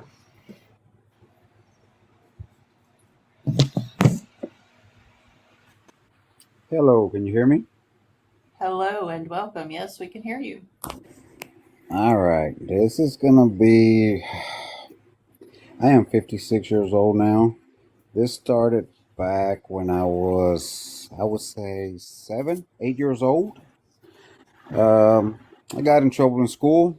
I was a bad kid. Got suspension. I was going home, but I was just walking out of the school and I hear my name. I turned around. I thought it was the teacher calling me, so I replied back. I never got an answer. So I took maybe another 4 or 5 steps towards the door. The voice got louder, yelled my name again. And I said, I'm right here. Where are you at? Didn't say anything. So I said, you know what, forget it. I'm out. Started walking right before I hit the door. Right before I hit the door, it yelled out my name, like really screamed. And I just took off. That was it for me. I was gone. This was in Lake Jackson, Texas. Went home, didn't think nothing twice about it. We were raised Catholic, so every Sunday and Wednesdays we'd go to church. Well, we moved to this house in Lake Jackson, and there was a back room. I never liked that room. but nothing ever happened. My little brother was born. He was maybe a month old. My mom said, my mom had him in the room with her. She come out and she says, "Hey, I need you to go watch your little brother. I'm going to run to the store real quick." I said, "All right." My older brother stayed in the living room. So I go to her room and I'm lying down next to him and I'm patting him on his back. Well, a few minutes later, I look over there to the side. I kind of whispered his name. I said, "All right, just a couple of more times and I'm going to go watch cartoons." Well, I'm tapping him. And then all of a sudden, I look at him again. I whisper his name. I said, "All right, I'm going to get up and go watch cartoons." And right when I tried to get up, I couldn't move. I couldn't do anything. It's just my eyes could move. And I looked at him and he was going up and I was going down. So I put my eyes to my feet and I had these fingers on both feet slowly dragging me off the bed, nice and easy. I couldn't scream for my brother. My knees went down, and when they went down off the bed, that's when I kicked. It let go. I got up, took off. My brother ran in. We looked around. We didn't see anything. Well, when my mom got home, I told her about it, and she said, "Yeah, you need to sit down. I need to talk to you." I said, "All right." She said, "Look, when I was a little girl, I was hiding one night. We weren't allowed to be outside after dark, and I was hiding from your grandma. Well, she called everybody inside. I stayed outside. Well, all of a sudden, I started hearing my name called from the corner of the house to come over there. And I stood at the sidewalk and I said, 'No, you need to come over here.' And as it kept telling me to go over there, I kept walking towards the side of the house, but on the sidewalk. Well, finally, I get to the corner and I see these red, beady eyes just looking at me. So I took off running around the house. Your grandma, my mom, pulled me inside right away. And she said, "See, this is why you do not go outside or stay outside after dark." She said, "So I hate to tell you, but I think whatever was with me that night, it's following you now." I said, "But Mom, hold up. I go to church. We go to church every Sunday and Wednesdays." She said, "Look, son, a church is just a building that man made. Yes, you go and pray, but it's a building. You can pray to God anywhere you want. You want to go inside the bathroom, pray. You want to anywhere. It doesn't matter. As long as you believe in Him in your heart and your soul, then that's where you pray. Because you are His temple, not that building. You're His temple." I said, "But Mom, why don't they teach us about that side? The Satan side?" And she said, "I don't know that answer." I said, "Okay." From that moment on, I don't go to church. I do believe, I do pray. I got crosses, I got all that good stuff. I read the Bible and all that good stuff. I just don't go to church. But I was, golly, 8. To this day, I'm 56. And every time I go to sleep, I still have to pick up my feet, get the blankets to go under my feet, and I feel secure. Like it won't grab my feet again. But as life went on, I see spirits, not making communication with them because I don't want to talk to them. I don't want to interact with them, but I do see them. And in fact, 3 months ago, I was at work and I've been at my job for 22 years. I was talking to my wife on FaceTime and she said, "Hey, why didn't you tell me you're training somebody?" I said, "I'm not training anybody." She said, "You need to tell me because I don't want to say something stupid." I said, "I'm telling you, I'm here by myself. I just got report. My partner left. I'm sitting here by myself doing my paperwork." She said, "Well, I'm gonna take a screenshot." I said, "Well, go ahead." I didn't think nothing twice about it. She took a screenshot and send it to me. Oh my God, there is a face that's behind me. Clear as day. Forehead, eyes, nose, the whole slang of bang. And I said, what the heck? Now, I've seen the spirits, but they look like you and me, like if I was talking to you. But this thing that was behind me, I don't know what that is. I've never seen that. And, it's just one of those things, but that's growing up in my life. I've had other experiences. I've had one that's grabbed me one time and shoved me into a closet. But UFO wise, I know I'm going to go off topic here, but UFO wise, I had gotten married, no kids. I had a little girl waking me up, telling me there was a carnival happening down the street at the park. I get up, I go to the sidewalk, and I look, and it looked like a carnival. A lady yells at me from the screen door of the house and says, "What is it?" I said, "It looks like a carnival." I said, "Wait a minute, it's moving this way." She says, "Crystal, get inside." So I look down. I didn't see her face, but I just remember looking down and saying, "Crystal, go inside." As she's running in, the screen door opens and this little boy runs out or comes out. And I said, "Baby Adam, get inside." Now, this is before I had kids. This is 6 to 7 years before I even had kids. I didn't have no kids. I said, "Baby Adam, go inside." Well, all of a sudden, I hear a police car. I look to the side. I said, "Man, what the heck is what's going on?" And all of a sudden, I'm inside this thing. And it's huge. And I'm gliding. And then I go down to this pedestal type of thing, and there's hundreds and hundreds of these little white people, but they're small. They're all identical, nothing different. Well, they split open, and one of them starts walking towards me. My eyes get real watery, and as soon as I open them, my brother was standing in front of me. My brother had passed away 15 years prior. I said, "Oh my God," we called him Tati. I said, "Tati, what's going on?" He said, "Hey, I just don't want you to get scared like I scared you the other time when you were in the room." I said, "Well, I knew that was you. You didn't scare me. You just startled me." He goes, "Well, I just didn't want to do that again." I said, "Okay, well, what's going on?" He said, "We need to do some tests." I said, "Some tests?" He goes, "Yeah, we need to make sure you're okay." I said, "All right, Tati, but I'm scared of," and he goes, I know. You're not going to feel a thing. I know you're scared of needles, but you won't feel a thing." I said, "All right, well, let's do it." So he said, "I need you to follow these two, and they're going to take you." I said, "Okay." Well, they took me this really, really, really bright light. And as soon as I was walked in, I was walking out. I walked up towards him. His back was turned. He turns around, and he says, "Did you feel anything?" I said, "No, is that it?" He goes, "Yeah, that was it." I said, "But I still don't understand why you need to do tests." And he says, "Look, you remember, what does the Bible say?" I said, hold on, you lost topic. I don't know what you mean." He goes, the Bible says that we are all equal in his eyes." I said, "Yeah? What do you see?"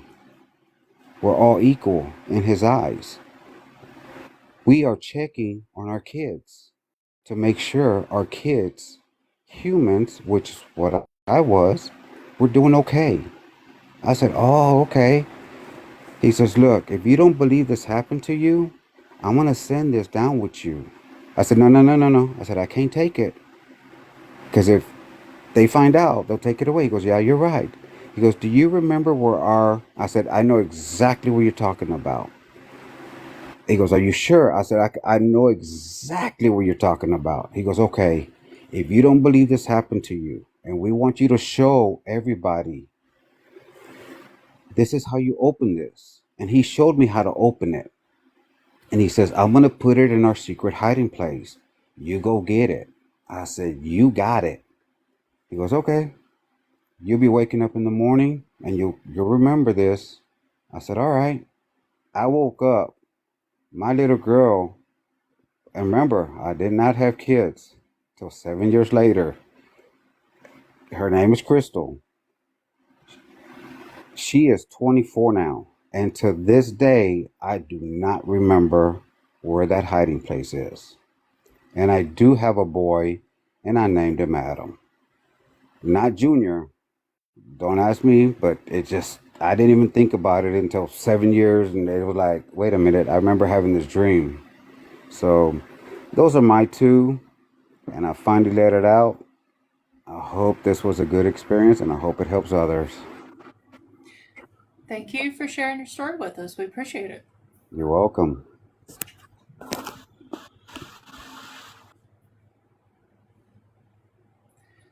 Someone says you got a smooth voice.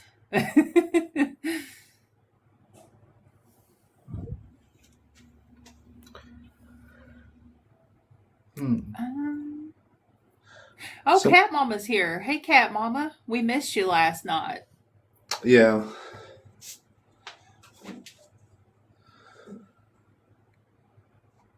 I told you to get wild after midnight. We get some other people. Guest Sarah, box is somebody open, guys. If you want to come up and share a story, it could be any of these topics or just strange in general. Feel free to jump in the box. Everybody, if you don't care, tap the screen, send some hearts, get some people in here. More people means more stories. What is it, Chris? somebody asked what your favorite cryptid is and why. I know what it is, but you tell them. My favorite cryptid. Now, listen, I'm going to tell you guys, this is top secret, all right? My favorite cryptid, it's actually two, and they are the scariest of all time. You guys ready? Hang on, I'm thinking. Hang on. Wait, let me Google it. Hang on, I have to remember what it's called. Hang on. This is like top secret information. Not many people know about this.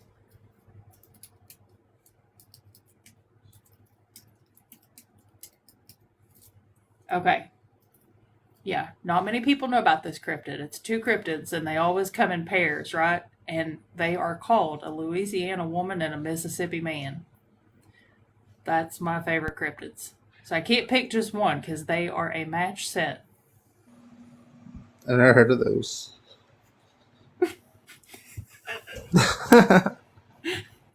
You know what? I think I'm funny, and that's all that matters.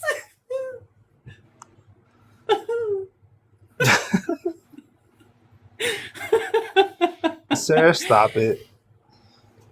You better tell us Stop your favorite what? cryptid. It's a Stop being Louisiana woman goofy. and a Mississippi man. Those are my favorite, and they're the scariest.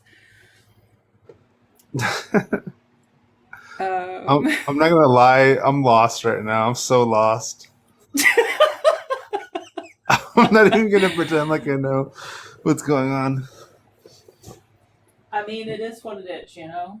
Like, that's just how it is, guys. Chris is confused, and I am tickled with myself, and the guest box is open. Guys, her That's favorite all I have to cryptid's say. Dogman, okay? No, it's not, Yeah, it is. though. I don't know if I even believe in Dogman. I want to believe, but I Well, how don't can you know. not believe? How can you not believe in him? You ran him over with your car. That could have been an alligator. I Maybe. don't think Probably so. not, but Yeah, I don't I think don't, so. yeah, I don't know. I don't know what it was. Um, claims he saw a lizard man. Funny story. I'll tell you guys a little short story while we're waiting for somebody to hop in the box and tell us their spooky story. Um, back when I used to do the radio show, our producer, let me tell you about our producer. He was a very all business type guy. He was not like a fun, wild, crazy guy like me. He was like a very serious guy and very kind of intimidating also. Um, and I didn't think that he even believed in the paranormal for a long time. And then I was like I was shit talking reptilians one night on a commercial break, and he tells this story about how he saw one, and I was like, "No, you didn't." And he was like, "Yeah, I did." He's like, "I mean, I don't know that that's really what it was, but that's kind of what it looked like." And he's talking about, like, I can't remember all the specific details, but basically the gist of it was that he had just got home. He pulled in his driveway, and he saw someone in his driveway, like up in the carport or something like that. And he describes this whole scenario, and he's like, but they looked like they were a reptilian, like not a human, but like a lizard person. I was like, no way, are you for real? And he's like, yeah, I swear. He's like, I swear I saw it. He's like, and I know I saw it. And he's like, I don't know what it was. He's like, but it just disappeared. And I was like, wow, I've never heard of anybody seeing a lizard person before. Besides that one guy that said there was the lizard person in his bedroom that was throwing him around the walls or whatever. Throwing him around like a rag doll. I think he said that was a dream, though, didn't he? I don't remember, but it was a memorable story. Not too memorable, obviously, because neither one of us can remember it specifically. But I don't think he was being serious. I think he was just trying to get followers on his channel because he like makes up stories and stuff, and I think that was his motive. But Oh, yeah, so I think he was just pulling our legs. That's what I think. yeah, maybe. But who knows? Who knows? Maybe a lizard person did throw him around like a rag doll. We'll never know. It was not in South Carolina, if that's in regard to my producer Lizard Man story. It was in Maryland. I think is where he lived. Pretty sure he lived in Maryland. Yeah, that sounds right.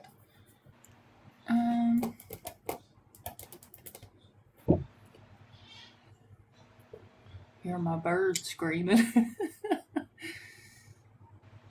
River Rat. I love that name. River Rat. I don't know why I like rats, I guess, but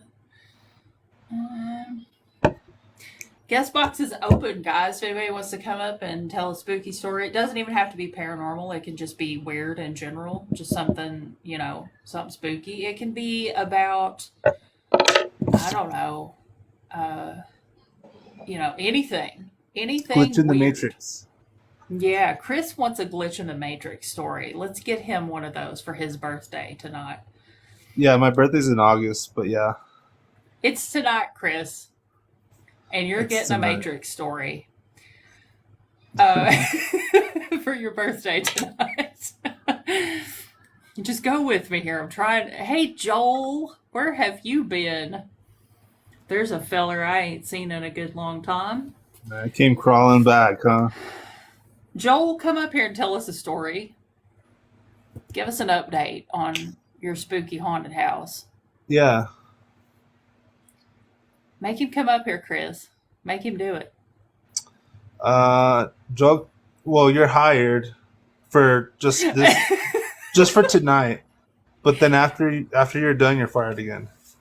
Yeah, Chris fired you, Joel. I don't know if you knew, but I think I fired Joel like 100 times.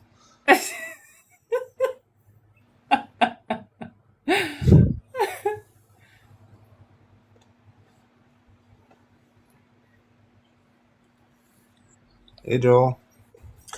Hey, it's glad to be hired back.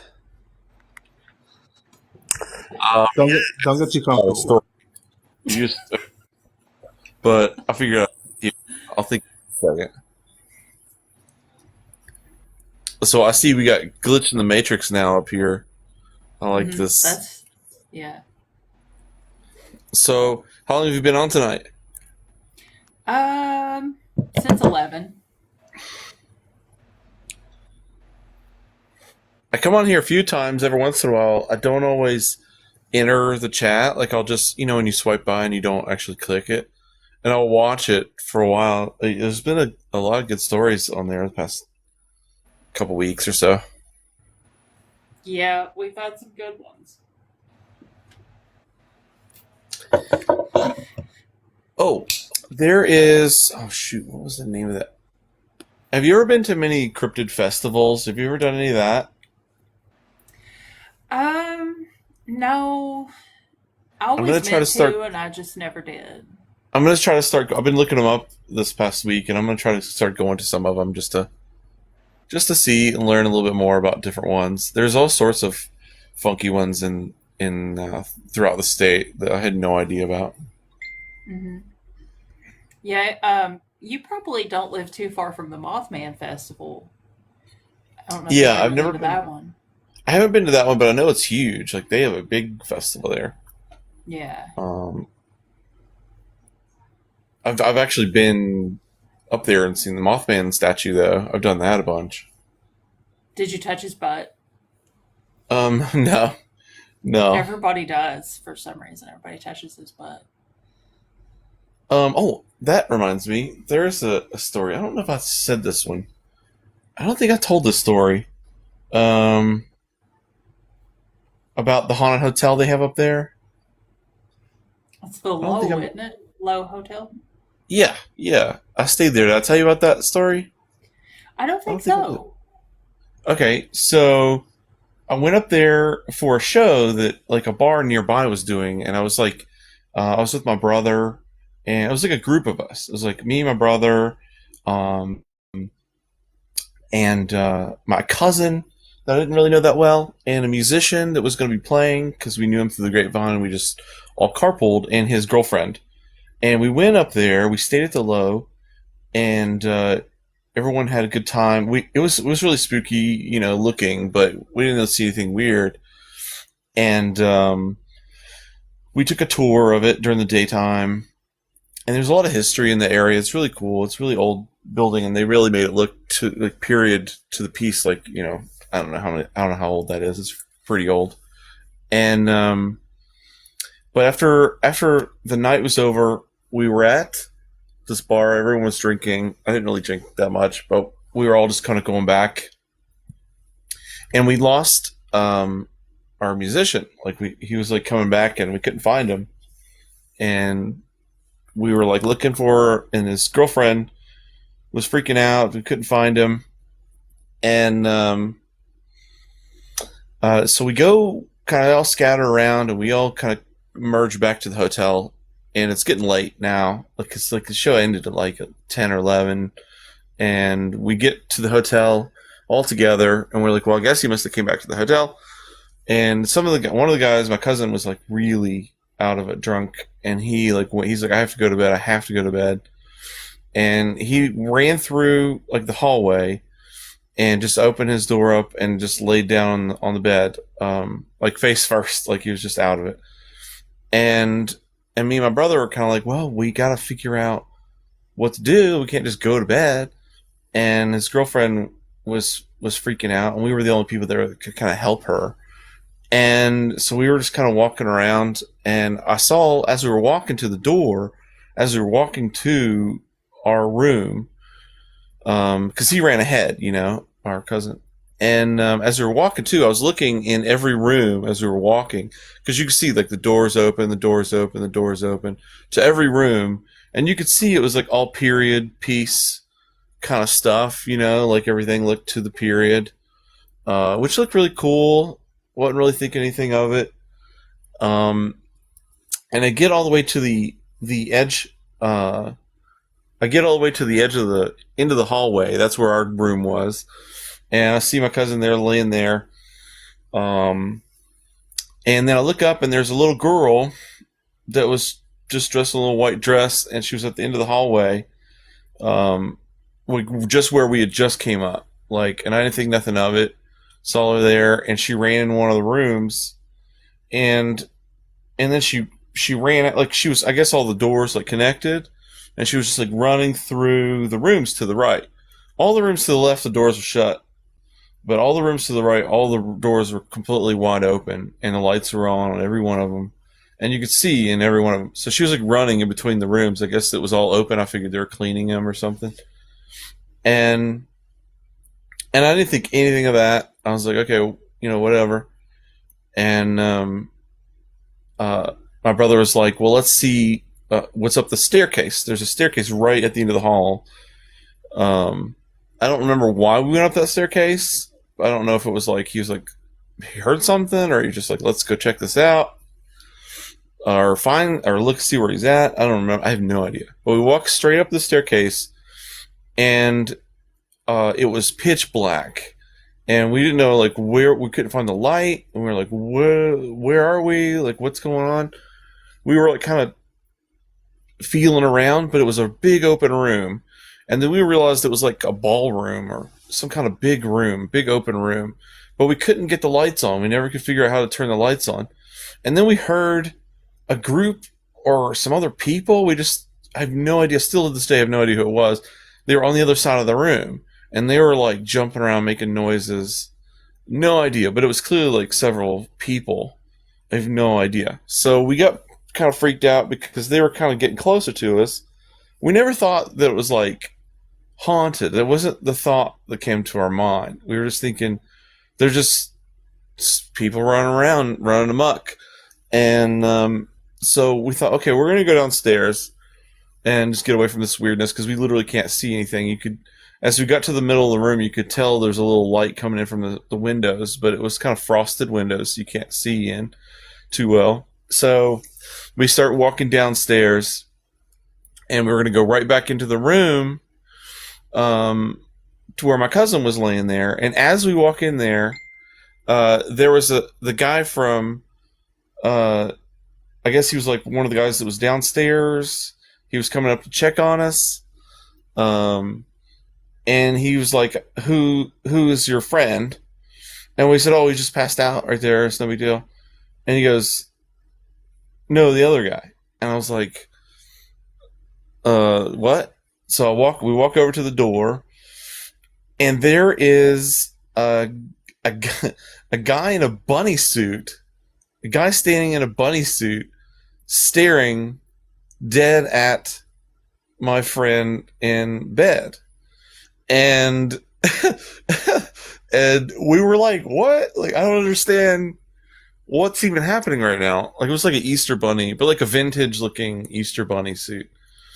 And we just start screaming because we were like, what? Like, because we had something to drink, and it was completely made no sense. And he jumped up. My cousin that was drunk laying down, when he turned around, he was so frightened, like screaming, like he couldn't catch his breath because it was like at his feet. And he was going like, like, he didn't know what was happening. So we couldn't walk in that way because it was in the way. Like, we couldn't walk in that room. But we had the room adjacent to that room. So we ran in that side to walk around to see like what was going on the other side. And as we ran to the other side, it ran out of the room. Like, we watched it run out of the room. And then as it ran out of the room, my brother went to my cousin, like, hey, what was that? What's going on? The other guy, I don't know where the guy that was, I guess the guy that came up to check on us just like left. I don't know if he was just like, oh, you guys are playing around or something. I have no idea. And then I walked outside to see where he went, and I didn't see anything. In fact, all of the doors on the other side that were open were shut, like every one of them. And I thought, that's weird, like, because we were just up here and just down here. And so I'm standing in the hall, just kind of like creeped out, just standing there like, I don't really know like what I'm supposed to do at this point. Like, I'm just thoroughly freaked out. Like, I don't know what is even happening right now. And as I'm standing there awkwardly, a guy comes over, and he's got a room key, he's got luggage, and he's like, he goes into the room that's adjacent from us. And as he opens the door, modern stuff, like what we have, like looks like stuff from the 90s or whatever, like normal room, completely confused. I was so in shock the second I saw it.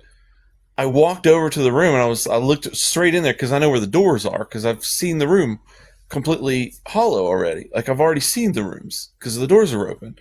So I looked straight in there and I could see the doors were shut, like to each one. Oh, they're all shut all the way through.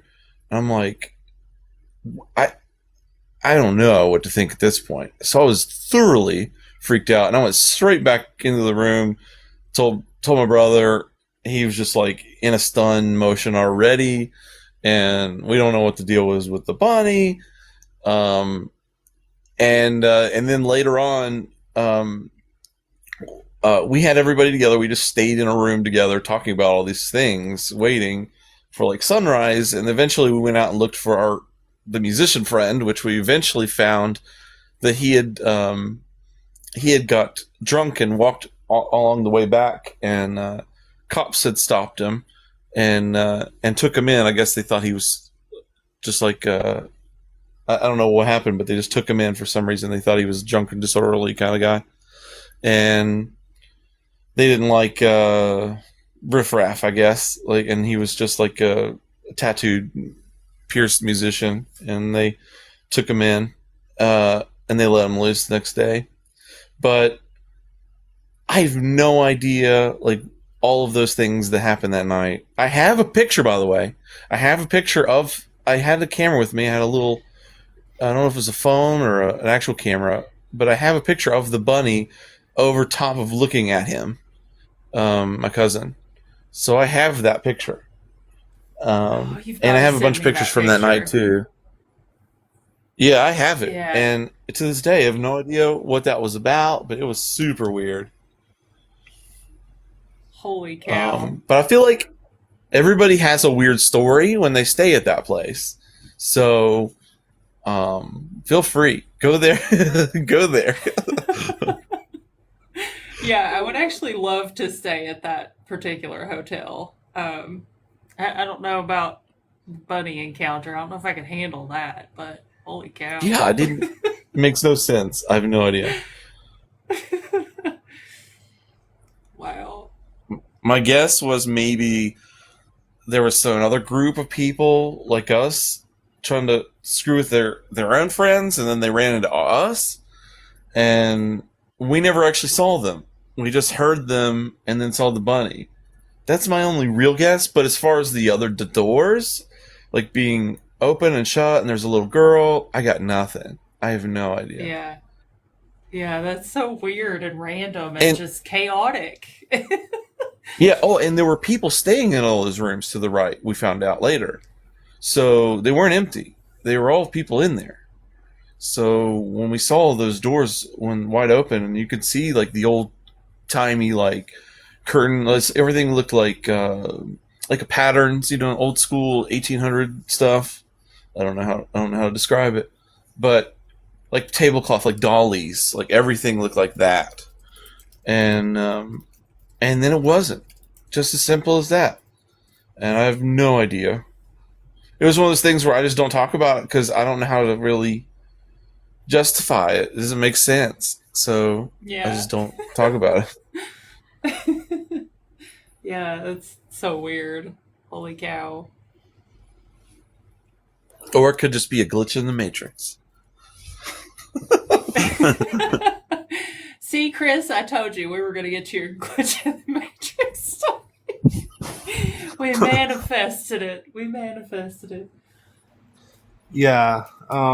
Sorry guys, I kind of went to go do something. Oh, good. I wasn't here. I wasn't here for the last part of the story. What? Hey, I gotta take breaks. Okay. All good. Yeah, Chris is Just- working too hard. You missed it last night, Joel. It was hilarious up in here. They were Yeah. making fun of me is basically what happened. But yeah. Go ahead and tell him if you want to. Tell him all about Oh, it. my It gosh. all started with you making memes out of my forehead. That's how it started. Tell him that part. Well, I guess it's kind of karma because I've been Photoshop. Well, not photoshopping. I've just been taking pictures of Sarah's head at weird angles, so she looks funny. And I got my karma last night because I was talking about true crime, but I accidentally said crew crime, and everybody was making fun of me. Sounds like you're needing sleep. Yeah, I think what happened was I was having a small stroke because I had Olive Garden yesterday. And man, like Olive Garden is so like that food is so salty, dude. I feel like crap after I'm done eating that. So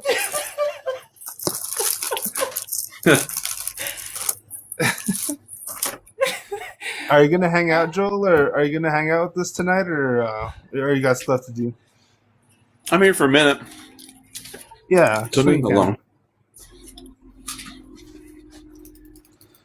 Yeah, hang out with us for a little bit. It'll be fun. Yeah. When you need to go, just go. You don't have to tell us. I'll ghost you. There Yeah. you go. Ghost There you go. us. We love it. Should we bring our guest up, Sarah? Yeah, bring up somebody, Chris. All right. Let me get them in here. Hey, John. Oh.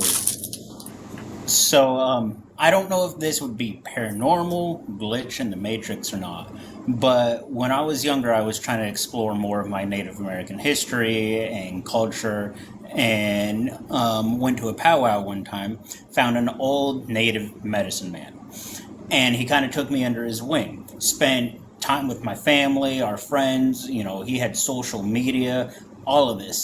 Spent probably about 3 years in our lives, and just randomly vanished. And phone number, no, didn't exist.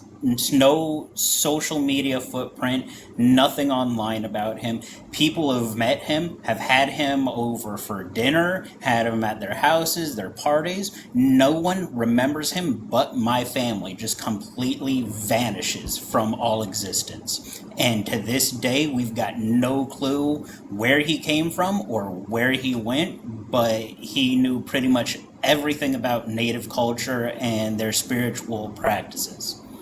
So my guess is he may have been a spirit from an old tribe, but I don't know. So yeah, I'll let you guys ponder that one.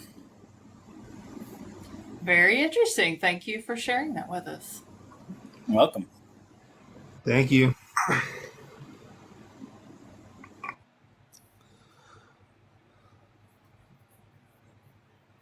Let's see. Chief, I see you watching the live. You better get up here. I think we had. Do you want to bring up another one, Chris? Oh, yeah, let me bring this guy up. Hold on. Hello, Art. Good morning, evening, or afternoon, whatever it is near you. How you doing? All right. I had an interesting thing happen to me and actually a girlfriend at the time. We were about 16. And not necessarily, well, extraterrestrial in the fact that we had a UFO pass over us no higher than tree high, completely silent. And it was like, it was the most amazing thing because you can see every detail of this thing. It was just utterly amazing. Nothing major, but that happened to me. It's like I had another witness. It was great. So nothing spectacular, but I just wanted to share that.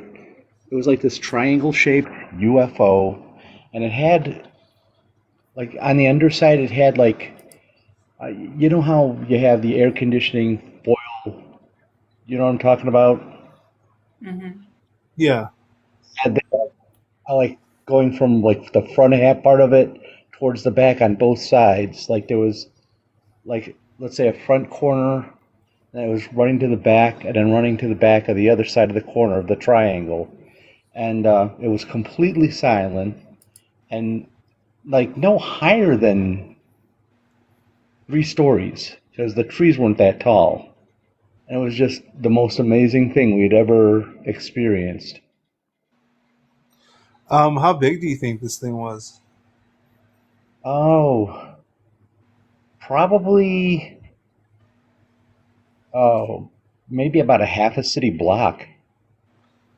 Damn. So it was a Wow. good, that was a good size. And it's like, I would expect like cars to stop or something, but we were at this summer fair at this church, and we'd gone up to a local store to get, of all things, we were buying cigarettes. That was back in the day when you could when you were young. Yeah. Um, but we're standing outside the store, and just we saw this light in the distance. We're watching it, and we're watching. All of a sudden, it just comes down, passes over us, real slow, totally silent, and just disappears. Just went off into the distance. Never like shot up or anything like that. Just was gone. Hmm. Sarah, doesn't that sound like wasn't the Phoenix Lights UFO pretty much that a giant? Wasn't it a big triangle thing?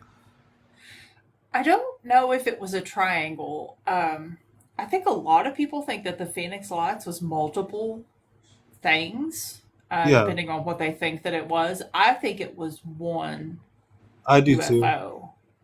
Yeah, Um, but yeah, I mean, there are lots of comparable cases to that. It's pretty common. yeah. Um, That's a Far cool away. story. I have one other that my mother relayed to me when I was younger, and when she was a kid. She lived in West Virginia, and she lived up on top of this hill, so she'd have to go down the hill, down to the road to get to school every day. And one day she was walking back up from school, and there was something in the woods, like parallel with her, walking with her, but not out, just beyond her sight. She could catch glimpses, but couldn't see it clear. And she just saw it was big, it was hairy, it was real tall, and she went to school the next day and told the teacher about it, and she's like, teacher said, "There's no such thing out there." And then later on, she found out, she was a little kid, and later on, she found out about Bigfoot. So she always wondered in her life if that's what she saw. So that was kind of an interesting story to me, but secondhand. So yeah, that definitely sounds like a Squatch, and I was hoping we'd get a Squatch story tonight. Those are my favorite.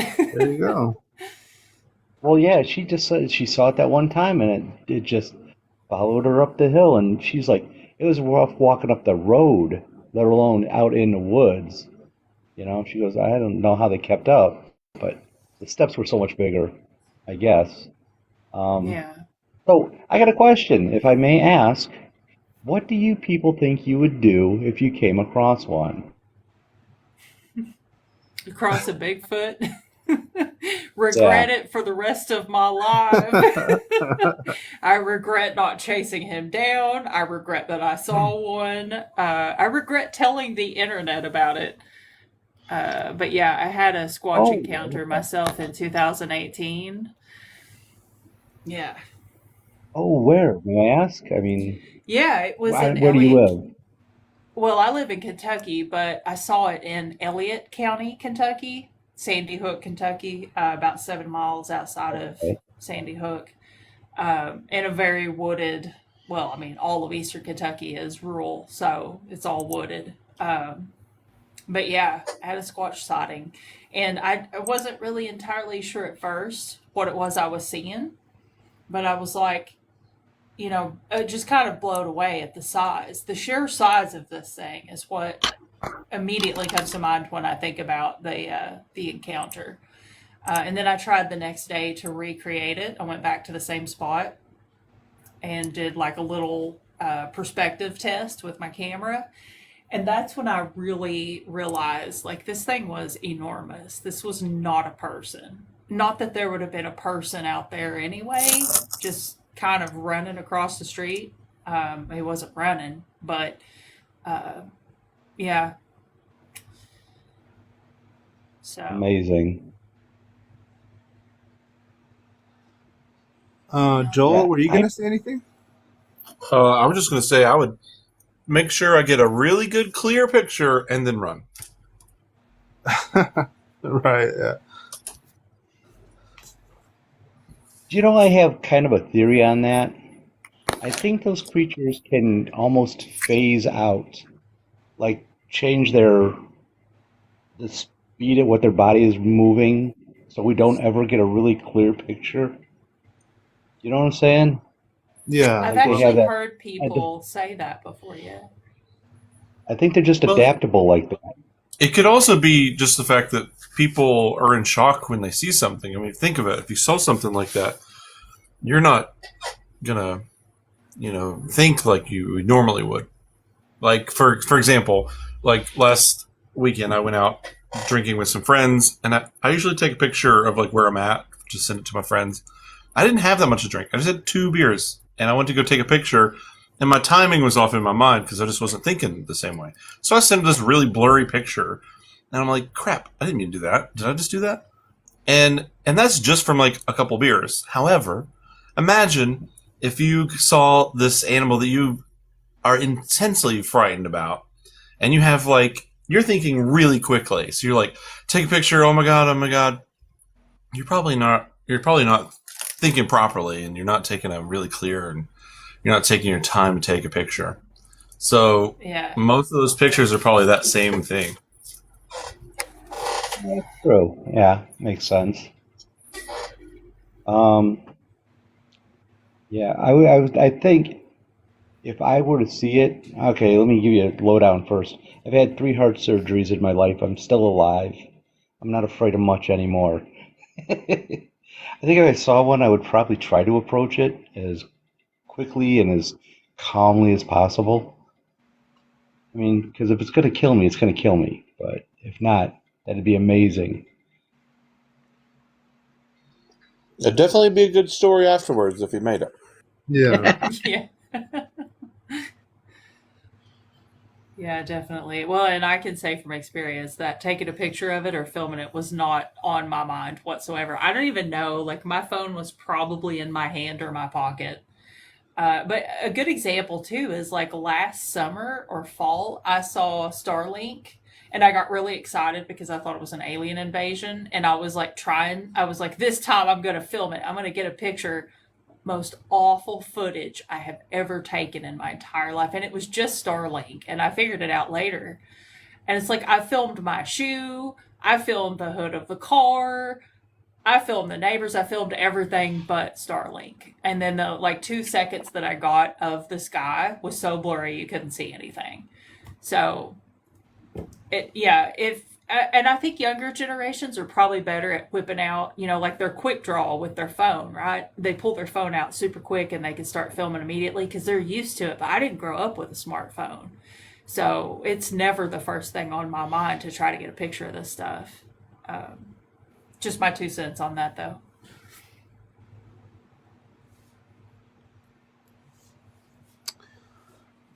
Yeah. Art, is that the only stories you had for us? Yeah, and the only thing I want to say about the only other thing I want to say, and then I'll be done and I'll step down, is I think that the reason a lot of these Bigfoot hunters don't ever get anything is because they're just too noisy. They make too much noise for the area. That's all there is to it. Anyways, thanks for having me up. I'll go ahead and sit down now. And like I Yeah, said, thanks for having me up. absolutely. Thanks for coming up. Have a good night. I'll tell you another thing, too, is the smell. Hmm. When you go into the woods and you smell like a human, like there's no way around that. When I went dogman hunting for that TV show thing that we Yeah. filmed, I shampooed my hair and I had fabric softener in my clothes, and then like the lead investigator was like, "Are you wearing perfume?" And I was like, "No, I just bathed. Like I'm just clean. I didn't put on any perfume intentionally, and I can't help that I smell like laundry detergent or whatever." So that's another thing too. I think that repels Bigfoot. Well, that's a good, because I bet that those odor in the wild, you could smell it from very, very far away.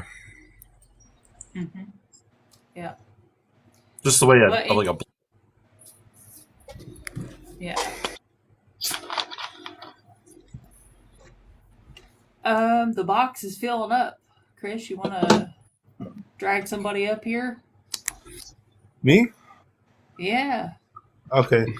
Give me a sec.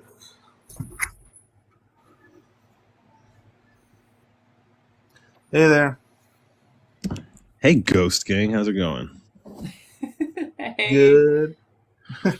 I really want to thank you guys for running this live. I was on here last week and I told you guys a couple stories, and I had not told those stories in years and years, and it was like very therapeutic for me. Like the next day, I was like, "Wow, that felt great." So, I've sort of been like curating my memories and being like, "Oh yeah, like what other story could I tell them that I think they would like?" And last time I told you guys that I had a handful of stories. I don't consider myself a medium or anything, but I've had a handful of stories where I've seen people that other people couldn't see.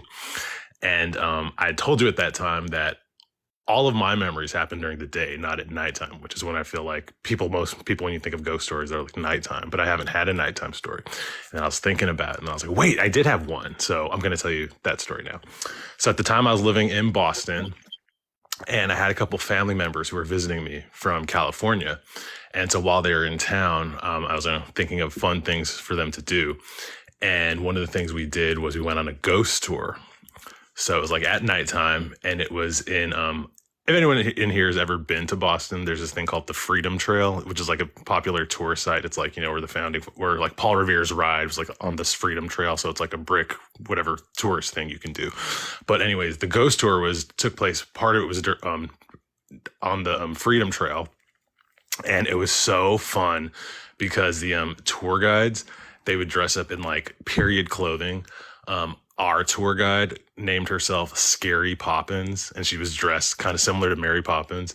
And she put on like a fake British accent for the entire tour. And so it's just like fun stuff. And they tell you, it's like ghost stories like of the place. And you ride on like a trolley and you walk around a little bit. And at one point in the tour, we're in this like underground area where it's like the crypts. And they tell you like, these stories about how, they used to bury people with these bells on the surface, just in case they like buried someone alive. They could like pull on this string and then it would ring the bells up top. So all these like spooky, fun little stuff like that. Anyways, we're in this like downstairs crypt area, and that's also where their like information desk was, or like the thing where you like pay, and like I think they had like a small like gift shop type thing there too. But anyhow, while we're down there, the tour guide Scary Poppins is telling us this story, a ghost story about this soldier who's there, and then they have like an actor in the corner dressed like the soldier, like, so while they're telling the story, like you see that. So I love this experience. I thought it was so fun. So anyways, when I'm at the desk and I'm paying for like the tickets or whatever, I was asking the employee, I said, "Hey, I'm like, this was so fun. Like, I would love to like work here. Do you guys have like, I would love to be like a tour guide, or like even like I would be like that soldier, like the actor, blah, blah, blah. Like, do you guys have any like openings? Do you know, blah, blah, blah." And she stops and she's just staring at me. She's giving me this weird look and she's like blinking to the point where I'm like, "Is everything, are you okay?" Like, and then she goes, "I'm sorry, I'm just trying to think of how to answer those questions. Number one, we're not hiring. This is like a seasonal gig." It was during the autumn that this happened. I wasn't really even thinking that like, yeah, it might just be a seasonal thing, like a ghost tour only that's available in the autumn. Just number one, like, no, we're all filled up. It's just a seasonal thing. So we already have actors. She goes, "But number two, we don't have a person dressed up as a soldier." And so the way I'm talking to her, where the soldier was, it's still in the same room. It's like in this underground area. I turn over my shoulder and I still see the soldier standing there in the corner where he was the whole time for the story. And I go, wait, what do you mean? You can't see that guy? And she goes, you see him right now? And I turn back and I look at him, and then he and I make eye contact, and I go, yes. And then she goes, where? And I go, right there. You don't see that guy standing there in the corner? Like he's like dressed as a soldier. And I turn back to look at her, and then when I go right there and I turn back, he's gone. So I'm like, oh my God. And she goes, no. She goes, you don't understand. You're not the first person to see him. Like some people can see him, some people can't. But yeah, some people have seen him. And she goes, you should definitely tell your tour guide right now. So I'm like, oh my God, I will. I totally will. So I go over and I'm like flagging down Scary Poppins. I'm like, Miss Poppins, blah, blah, blah. And I tell her the story. And then it was funny because she dropped the fake British accent. She's like, what, just now? Oh my God, blah, blah. So I'm telling her the story. So then she gathers our group because it's like at that point, there were several groups down there like at the same time. But she gathered our group and she's like, everyone come here. And then she wasn't using her fake British accent. She's like, I'm using my real voice to underscore like the seriousness, the gravity of the situation, what just happened. Just make it all dramatic. And she tells them what happened. And then I kind of tell them what happened. And what was interesting is there was this couple in our group, and the girl and the couple also had seen him. She goes, wait, what do you mean? And I was like, did you see him too? Blah, blah, blah. And then I pounded on her because like I was like, wait, you saw him? You saw him. I was like, what did he look like? And I made her describe what he looked like. And we definitely saw the same person. She described his hair color. He was wearing, it was a green suit with like a red sash. And he had like those little, I don't know what they call them, little deco pod, like those little, they're like a little flags, like they're little, I don't know what those are. You know, the soldiers sometimes have on their uniform. So yeah, we just had definitely described the same person and we saw the same thing. So that was interesting because it was like someone else had seen it. And then she, like me, had just assumed that it was like an actor that they had hired. But then by the time that we were talking about it, yeah, he was gone. He wasn't there anymore. And one thing I wanted to ask you guys about, because then she and I were talking and she told me something interesting that I haven't spoken about to anyone else because I don't really know anyone else who's done this. But she said that she's had experiences before where she'd seen people. And she asked me, she told me, basically that she was a survivor of abuse. And she said that she had heard that sometimes that's the thing, like that survivors for some reason are more likely to see them. And she asked me if I was also a survivor, and I am. And so I thought that was interesting. I wanted to ask you guys, have you ever heard that before? I have not heard that.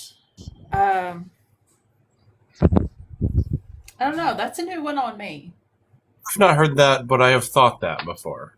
And I don't know if I want to go into that, but yeah, I wonder that.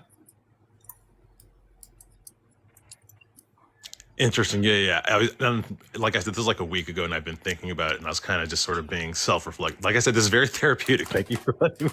I was telling all these stories, and I realized I was like, I wonder if that's part of the reason why I don't like to share them that much, because in the past I've told these stories and I haven't been believed, and I wonder if it's like triggering of like, you know, like when I used to tell or whatever. I don't want to get too into it, obviously this is not the space for that, but I was like, oh, I wonder if that's what it is. It's like you just don't want people to think you're crazy or like to not be believed. Yeah. Anyway, sorry, I don't mean to make it dark and serious. No, you're fine. You're fine. Yeah, that's crazy. I actually I haven't done the tour, but I know the place that you're talking about. I remember seeing part of it when I was in Boston. So yeah, it's pretty cool. I wish I had seen a ghost. I didn't get to see anything cool like that, but saw some tourist stuff, I suppose. So. And I wanted to tell you that I heard you were on a few days ago or last week. I did catch your stories, and I thought they were really good. I appreciate you sharing. Yeah. Yeah, cool. Thank you for letting me share, guys. Yeah. Yeah, absolutely.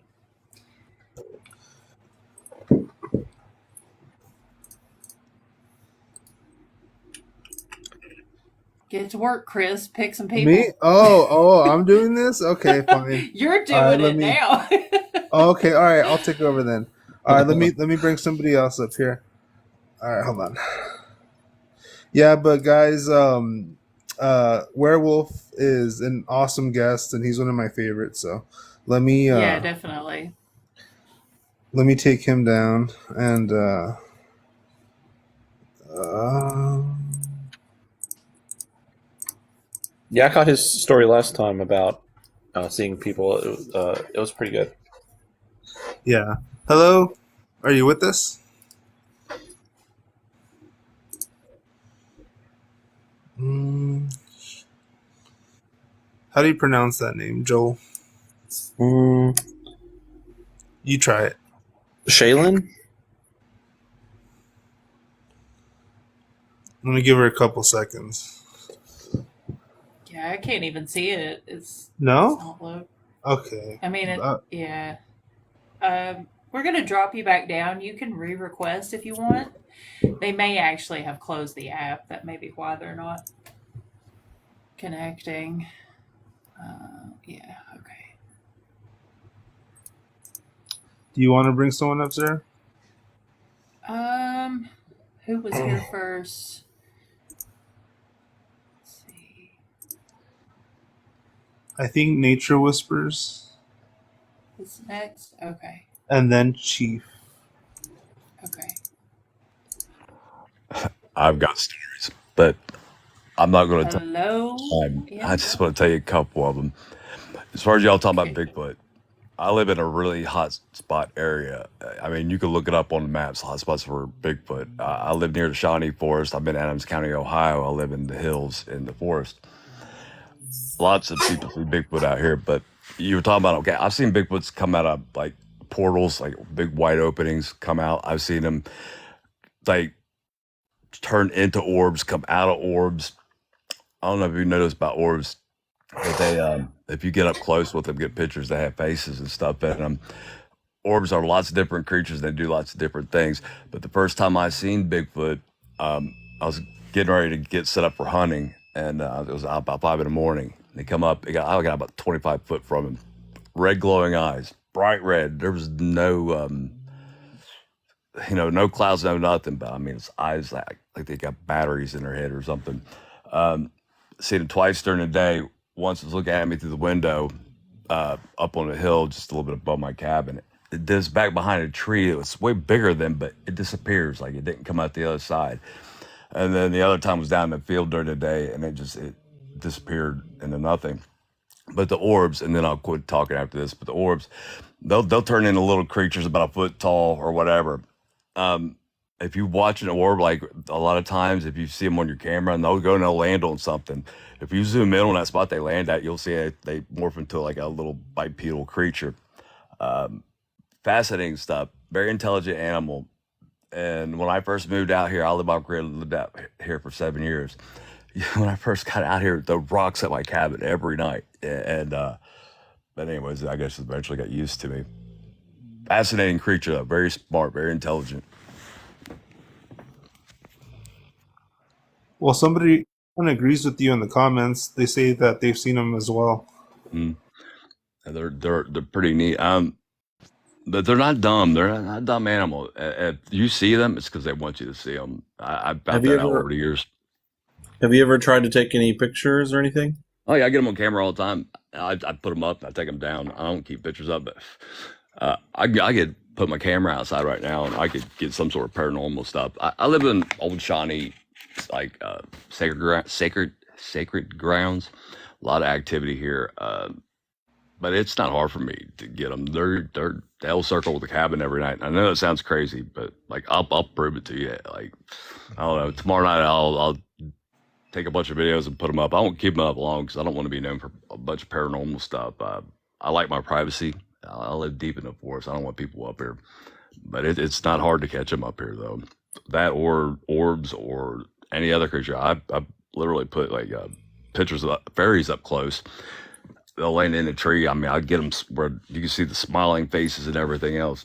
It all started about 1.5 years ago. I don't know why. I mean, I've been out here. It was my 6th year being out here 1.5 years ago. And all this phenomena just started around me. It's fascinating. But at first, I went through the same thing. Like, nobody believed me, this, that, blah, blah, blah. And I don't know. Well, everybody kept asking me what was wrong with me, and I didn't know how to tell people. I finally did. And nobody believed me, thought I was losing it. But then I was able to get all these things on recordings. People believe me now. But I don't really care what people think. Like, I know what I've seen, and accept me for who I am or don't. I don't care about popularity contests, but it's fascinating. I think people should know.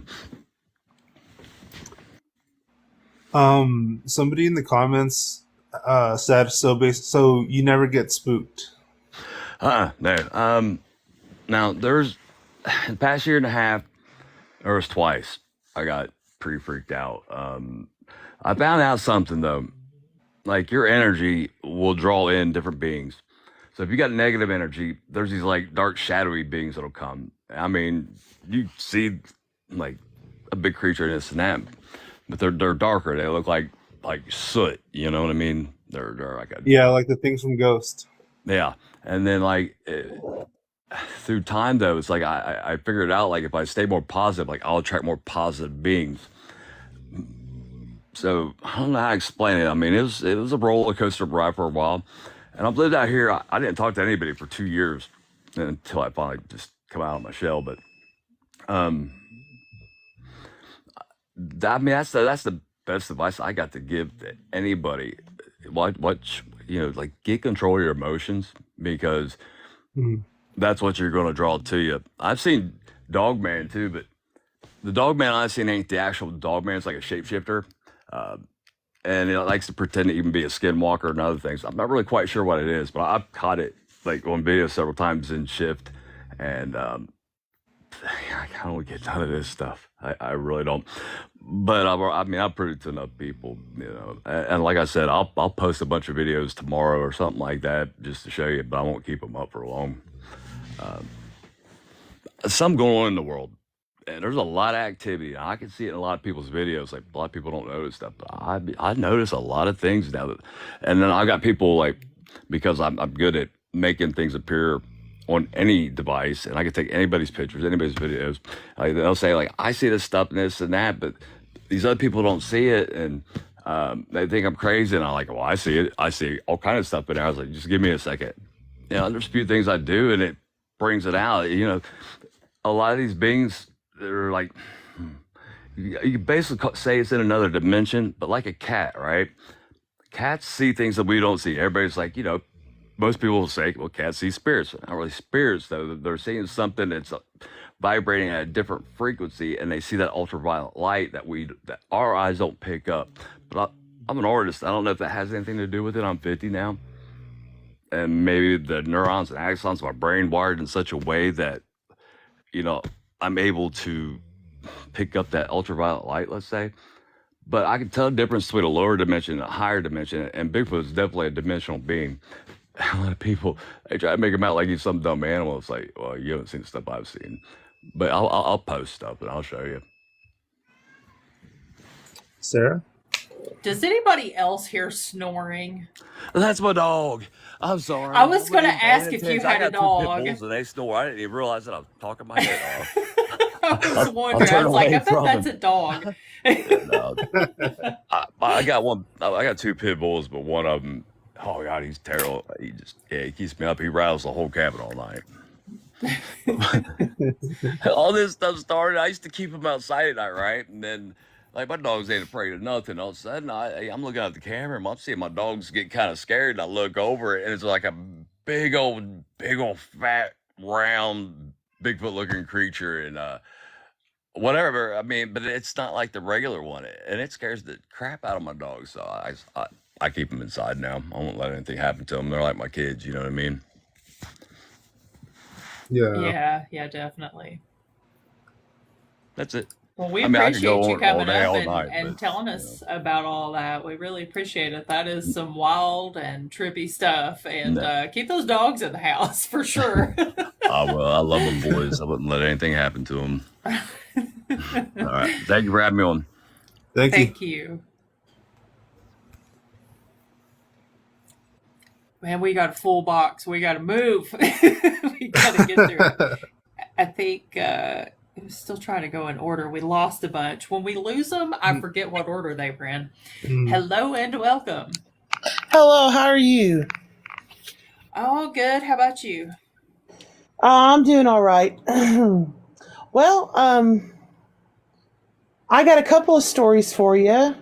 They're my own.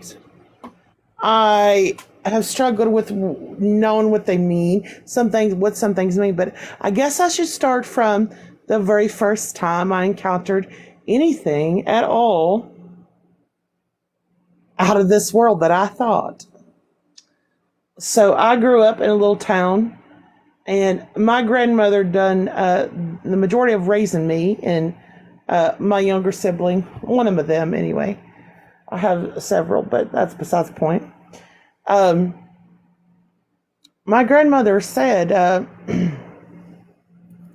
that I always had some sort of sense when things were going to go wrong or when something was going to go extremely right.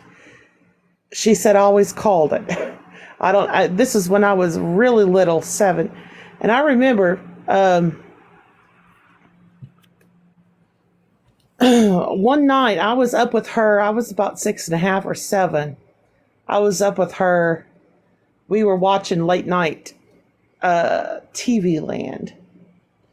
And she had a big rocking chair, and I sat with her a lot of times, as she did with a lot of her grandchildren. And, well, anyways, all I know is that everything started to tense up in my body. My grandmother was a witness. God rest her soul. She's dead now, of course, but she witnessed this. She told my entire family like it was a big story. Like it's how we grew up knowing her house was haunted because of me. I was a little girl who was creepy. But what I tried to tell her is, Mama, no, I never saw it. It was a picture in my mind. It was a bad feeling. And it showed me a picture of itself in my mind. She said that, and I remember this too, clear as day. I was I was a little girl sitting, we were having good time watching TV Land, and all of a sudden I stopped playing and I got real quiet and I started looking at her hallway. And I remember what I saw in my mind, only in my mind. It's not what I saw and like I could see it. It just was a feeling. It made my whole, until this day, things like that make my whole body. I see pictures of them in my head. And and I started following it down the hallway. It was a woman, old, like her clothes were, she looked like she was in my grandmother's nightgown, almost. Like it was just a regular nightgown. It wasn't anything fancy or back in 16th century or 17th, 8th. I mean, it just looked like a regular nightgown a woman would wear. But she had a baby with her. And she was crying. That's the picture. It was in my head. And my eyes followed it like as I was seeing it. I don't know how to describe that. As if I was seeing it as it was in front of me, but it was only in my head. So, a little girl like that, like I'm following it down the hallway, and it has a baby. The thing had a baby. It looked human, as far as I could tell. But she was very sad. So sad. This person was so, like, her soul is being tortured. And I started screaming. I didn't know what else to do. I just started screaming and crying. Her emotions just got to me, I guess. I don't know. I just started screaming and crying and looking at the hallway. Right down to the very end. I followed it and even stood at the very top of the hallway and just looked down the hallway. And all I could do was scream and cry. This person was so sad. Fast forward a bit. I have several stories of things that I may have encountered, but there's going to be a lot of them. But the most significant ones that stood out to me that I felt the most, that I really felt the most, was another time I was dating this childish man. Glad that relationship's over with. I dodged a bullet there. But I started dating this. Yeah, I started dating this childish man. Big mistake. And we decided it was a double date. He brung his friend, and his friend brung a girlfriend. It was me and him. They got the bright idea to go to a graveyard. I said, I don't think that's a good idea. I don't like hanging around in graveyards because I feel like those dead people don't want you trespassing unless you got business there. I felt that in every graveyard I've ever been to. I just feel like if you don't have business here, you aren't here to see who you're here to see. What is your business?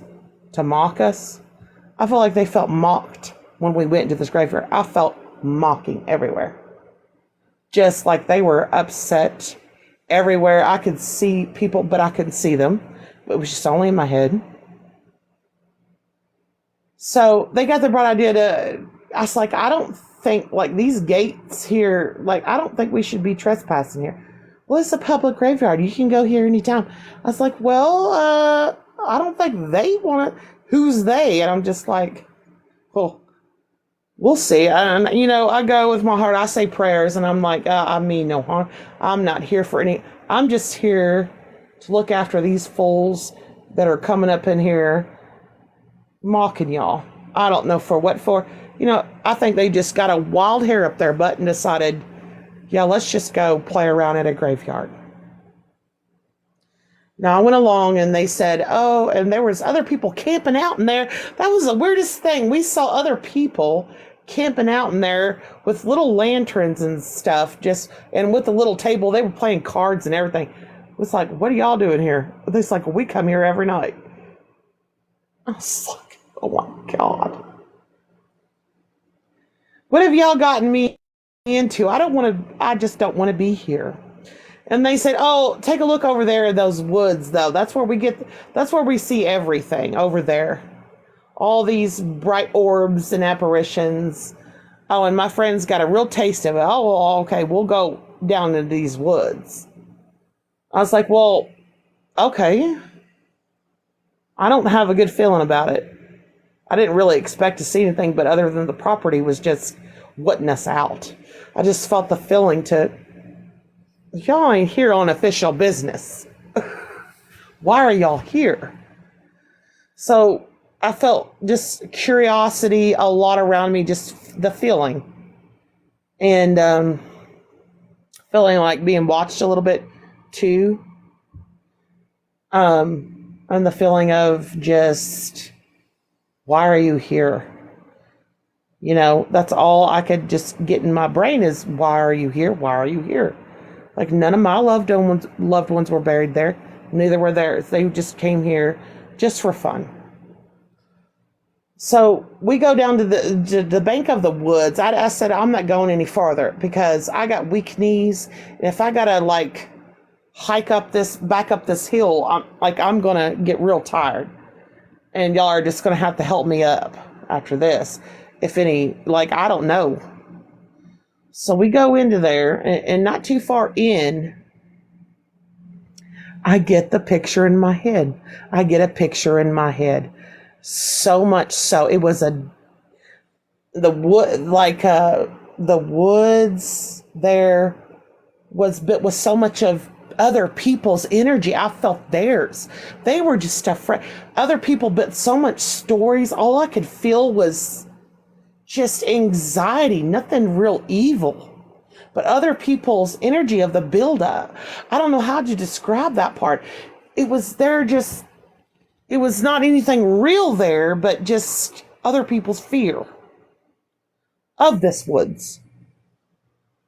So I was like, now, other people's fear draws a lot of negative energy, I feel like, so anyways.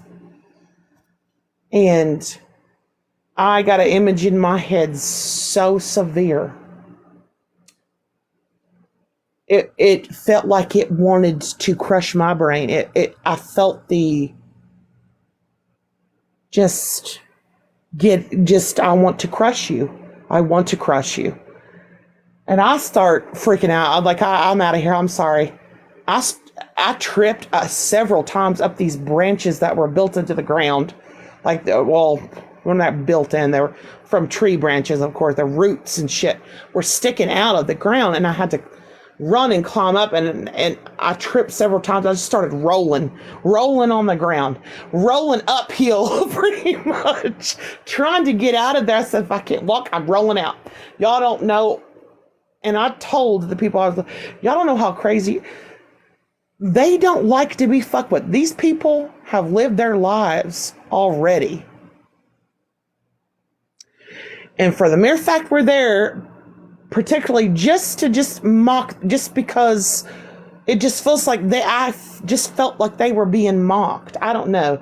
I felt like a bully in a playground. That's what I felt like. That I was there. I felt like that's what they were saying. And then later on that night, this is where it gets real bad. All my friends go home. They get out of there just fine. And I can't sleep because I have this demon leeching over me all night long. The pure, like it was pure evil. Nothing but accumulation of other people's fears. The energy that attracts those fears just all came together in a swining big ball of a mess. And I felt that all night long, and all I could remember to do was close my eyes and pray. Just pray. Pray it away. Pray, give strength. My spiritual guides, my ancestors, get this out of here. I eventually was able to fall asleep. The next morning, the energy was lifted. It felt so much better. And I was not scared when I went home. I don't think it was just the activity itself that just gave me the creeps, because I already knew what it was. It didn't want to. They're like, y'all come to just. Like, this is a tiny graveyard. I think this was like a community, maybe a family graveyard. And they were just not welcome to people just coming in and out. Well, Willy-nilly, actually, here's an interesting thought. Here's something to think about. We had someone on last night who's a regular, and they were telling us about their experience with I hope I don't butcher this, the Bapoli. And they are basically little people. And actually what you're telling kind of sounds a lot like it. There's something about it reminds me a lot of that story. Yeah. Because they were talking about having friends over, and one of them was a witch, and she was able to tell that there was a presence in that area. Chris, you remember what I'm talking about here? Yeah, I remember that. Yeah, doesn't that kind of like remind you of it? Is like the bad feeling and like the get out type of feeling kind of sounds like was it Bapoli? Am I saying that right? I can't remember the name, but yeah, I know what you're talking about. Yes. Yeah, it kind of makes me think a lot of that. Yeah. Yeah, the forest folk. Yeah, that was a really cool story too, and it it just sounds a lot like what maybe possibly you've experienced. I don't know if you're familiar with anything like that, but No, but I definitely will look into it, because I just don't know. And I don't particularly, I'm intuitive and whatnot and all that stuff, but I think I block a lot of that out because I don't want it. I'm too scared of it because I don't have a lot of knowledge of it, and it's just a lot of knowledge of the unknown. And because I don't like the feeling I get. I hate it. It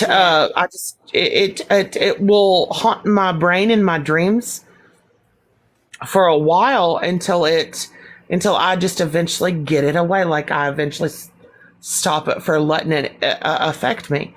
So yes, I would. I'm not entirely sure how to pronounce it, and I can't spell it because I tried to Google it last night and I couldn't find it. But I think Chris, wasn't it? It was like with a B, right? But Polly. I think so. I'm trying to look for it, but I don't think I'm gonna find it that quick. Yeah, I should have asked Ali how that was spelled, but that was our last one of the night, and I was really tired. And um, but I mean, it's basically like little people. Is it Napoli Yeah, with an I N? don't, I don't think so. I'm not entirely sure. Um, Mm, oh, actually, Ollie's here. I'm gonna bring him up. okay. Wait, no, is he not here? Oh no, I clicked the button. I don't know where. Oh, okay. Ollie's here. Look in the comments. It's BOH. Okay, I'm gonna talk Okay, about you. okay, I got it. I will look into that because, yeah, none of my friends, they said that nothing happened to them after that night, that they were completely fine. But me, I'm not terrified at all. I don't feel the terror from that I should be scared, but to just, I know something's there and I know something's there. And I get the feeling and I have just the image of them that is in my head, but although I can't see them with my own two eyes, like in the 3D, I see them here, like right in, like if they were a memory, like a picture. Mm-hmm. So yeah, I'll definitely. Yeah, I was trying to bring Ollie up, but it's not connecting. I don't know what's going on. I think we're having some glitches tonight. Try to request again. I'm gonna drop you down. Well, we appreciate you coming up and talking with us. Yes, I'm ma'am. gonna Yeah. try to get a few more people in, and then I'm gonna call it a night because I'm getting All right. tired. I'm Oh, I I'm hear old it. and sleepy. I've been trying to do some spring cleaning, and it's been taking on. I decided to take a break. I need to do You have that a good myself. night. You too. All right. Bye. Bye bye.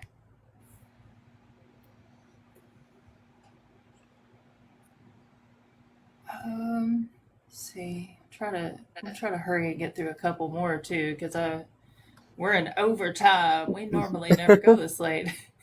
You're Hi. here. We were just talking about you a minute ago. I was like, oh, I wish Ali was here because I didn't know how to Yeah, spell the I word. got late. I was just I was running through emails and stuff like that, getting ready for the workday ahead. What's up? What happened? She was telling us a story, and I got to think, I was like, it kind of reminds me, like, there's just something about it reminds me of the story that you were telling us about the Bapoli and the Oh, feeling of, of not, like, you can feel them there, like some people can sense them there. Like you said that the witch was able to tell that they were in the area. And so I was just mentioning it to that lady because, okay. yeah, it made me think of it. Oh, that's interesting because yeah, you don't get a lot of, stories about or little people here in North America. I mean, if you speak with maybe descendants of tribes, the indigenous folk, yes, they will have them, but they're named something else, right? The very term little people comes from European folklore.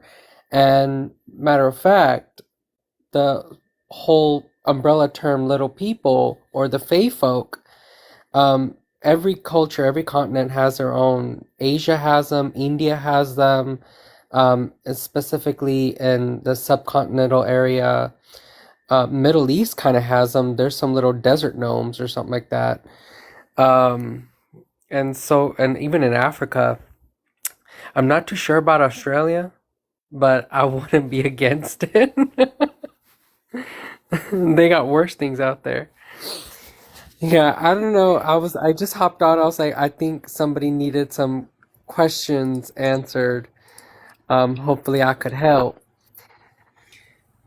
Yeah, yeah, we were just talking about that, and then you popped up and answered my question. So, but yeah, that was a really cool story, and I don't know, I just kept popping in my head. I was like, it's so weird, but I just keep thinking about that, and it reminds me of that, and yeah, so maybe she'll Google it and read about it or something, you know. Hopefully, yeah. I mean, my experiences personally have been positive because, like I said last night, the way we established a relationship, yeah, but it won't be the same for everyone.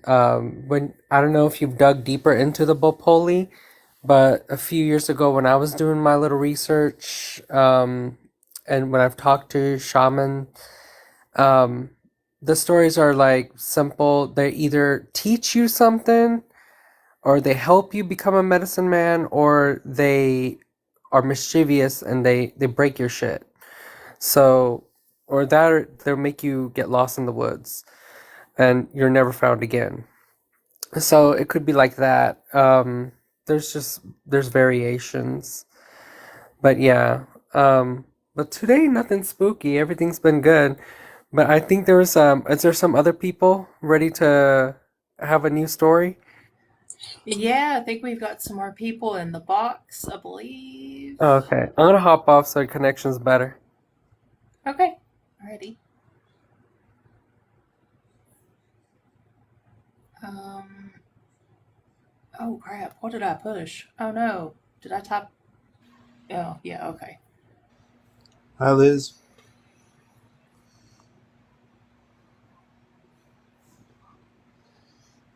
Uh oh. She's asleep. Are you asleep, Liz?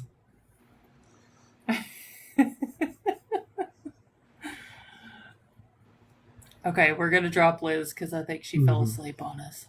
We talked her to sleep. Get Chief up here for a little bit, and then we gotta call it a night soon because I'm gonna have to go to bed. No, I'm here this time for sure. Sorry about that. The first time I went and grabbed myself a cup of tea, and the second time, my sister called. We had lost a family member, so Oh, I'm sorry to yeah, hear that. yeah, it's pretty tragic. Um, so it's some interesting times today. I've been going live, and I've been doing a lot of this stuff, and I've been sitting there. And tonight, I sitting in the dark. I do that every now and just to sit there and think. It's quiet, no stimuli, and you're just sitting there and you're thinking, what am I doing in life? What am I doing? Where am I going? And I've been scared because like I said, I lost myself. I died last year, and I figured there would be, everybody said it's this big magical experience, but for me, it was just like waking up. I went to sleep, I woke up, and then that was it. Nothing earth shattering or nothing. So I'm thinking about all these stories about, like, there's where we are. It's called where the superintendent. Every reservation had a superintendent, somebody that took care of the Native Americans. Helped them with food. Was supposed to help them with clothing, all kinds of stuff. They're basically supposed to be our supplier. There was a government decided to give us help. So this place where he would stay was called the old agency. It was a place where they would all where would we go, and like if they put your everything was done there. And then when these people there was a winter where we all start dying. We're dying, and it was because we were not only that we were malnourished. We were sick, and our people needed a place. They didn't have a shelter all the time. And so this place is called Ghost Ridge, and it's next to Old Agency. And the reason they call it Ghost Ridge is because a lot of these people that were buried there, that's where they come from. They get up at night and they walk across, and it's like they're looking for something. And what they wanted to do is they want to go home, back up to Natui, the Holy Creator. And these people that live in that valley, they say sometimes they'll sit there and they'll look up and they'll look on that ridge. And there they are, those people. And it was tough on us because our people were at one time a proud people, and all of a sudden we were reduced to begging for food. And, in doing so, we gave up a lot. And our people, a lot of us died because of what happened. And so I think that's what contributes to our saturation of spiritual energy in Browning, Montana. And that's why we see a lot of them people there. My dad, one time, he's my cousin. His name Malvin Many Heights. This is a story they told me a long time ago when I was young. And they're talking about this time. They were walking. They'd been out drinking all night. They were having a good time. And it started getting to be daytime. They were just, the sun was not doing, he was just peeking up over the sun, looking over and getting ready to come up. My dad and my cousin, they were drinking, and all of a sudden they were going down this road, East Glacier Road, and just like something reached in their car and shut it down, and it stopped that car. He had to pull it aside, and he tried starting that car, and he just fixed some stuff. And so when he did that, he's like, oh, okay. My dad, my dad was a tough guy, so he's like, I'll just lock my car up and come get it later. So they started they locked the door, and they were going to walk to East Glacier, because that's where my dad lived. He lived in East Glacier, him and my cousin. And they started walking. And just that time when it's not day and it's not light, the dusk, and that they were walking, and all of a sudden they look over. There's these people following them, walking with them. And they were old people. They were from a long time ago when you would walk with your dog carrying your stuff, and they were wrapped in their blankets, and they were walking the same way as my dad. My dad kind of freaked out a little bit. I mean, who wouldn't freak out when you look over on the side of you and see these people that have been gone a long time? And my dad, at first he was thinking, holy shit. He's like, holy shit, what the hell's going on here? And he looks over and he hit my cousin, our cousin, and he told him, hey, you seen this? And my cousin was just white. He says, yeah. And he was like, what the heck? I don't know. But they just kept walking. They didn't want to bother him because they weren't bothering him and he wasn't bothering them. So what he did is he took out a cigarette, broke off that end, that filter, he broke it off, took that tobacco and put it in his hand. And as he started rolling it, putting his hand, and he's telling them, okay, how are you, Sanadapi? I see you, but I can't go with you. I got to stay here. I got to you go your path, I go mine. One day I'll join you, but I can't do it right now. Creator, help me walk this road home. When I get home, I'll smudge for these people again. So my dad, he did that. He put that tobacco down, and he looked around, and those people were still there for a little while. And then all of a sudden, that sun come up, not the E come up, and just like that, they were gone. So my dad and my cousin, they went home. They were sitting there, and they got a ride to come back into town to get his car. And I thought that they did grab the tow chain and all that other stuff. They were going to tow that car home to see what was wrong with it. My dad, he just got in that car and he started turning. He turned that car on. He said, well, let me check real quick, see if it's a. He turned that car on and it started right up. So somebody was telling him, don't take that car. Wherever you're going, you stay, you walk. And that car, he never had problems with that car again. But that somebody was telling him, you can't drive, you gotta walk. There's another time. This is about before powwow. They have in East Glacier. They used to have it in East Glacier. And we were all getting ready to go out. And, family, we were all getting ready and get whatnot. And my dad and them were going to jump in with their cousins. And their cousins said, no, I don't think so. We don't got enough room. You guys jump in with your mom, your mom and them. My dad was kind of hurt, but he says, yeah, okay. And so we were heading out to that powwow. And I was sitting in the back seat playing around. I must have only been about 6 or 7 years old, maybe even 8. We were cruising down the road and we were just having a good time, visiting and whatnot. And it was middle of summer. You know how we rolled the windows down and we were all talking or listening to music. And as we were walking down that road, something hit me.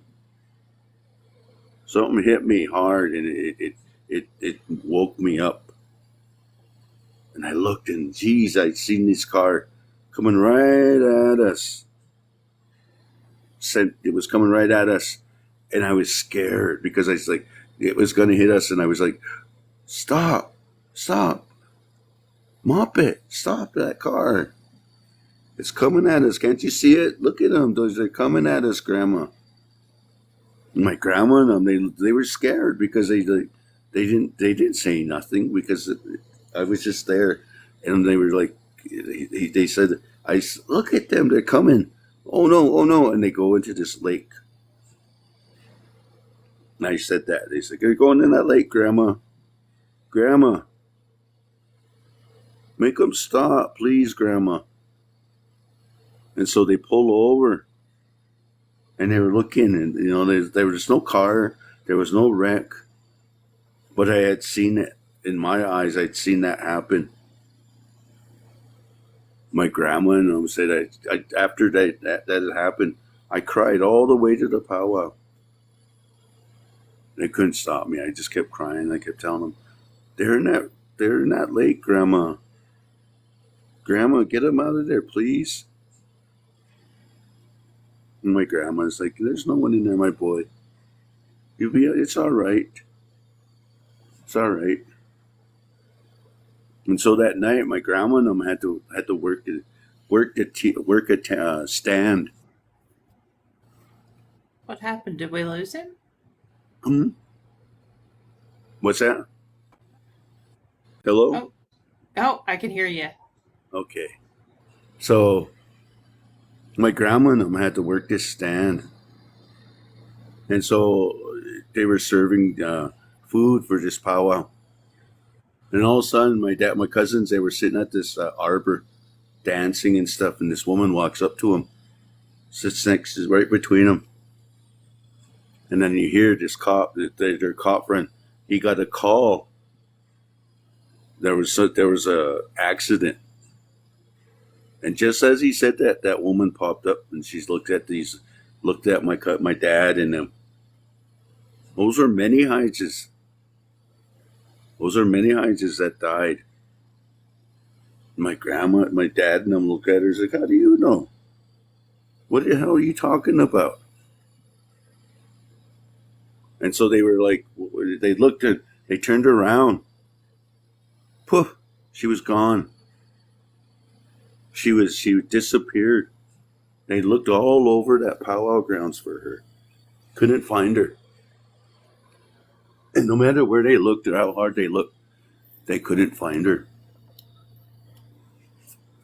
And they come to find out, she was sent up from north. And what they were doing is they were to save those people. They'd seen it happen.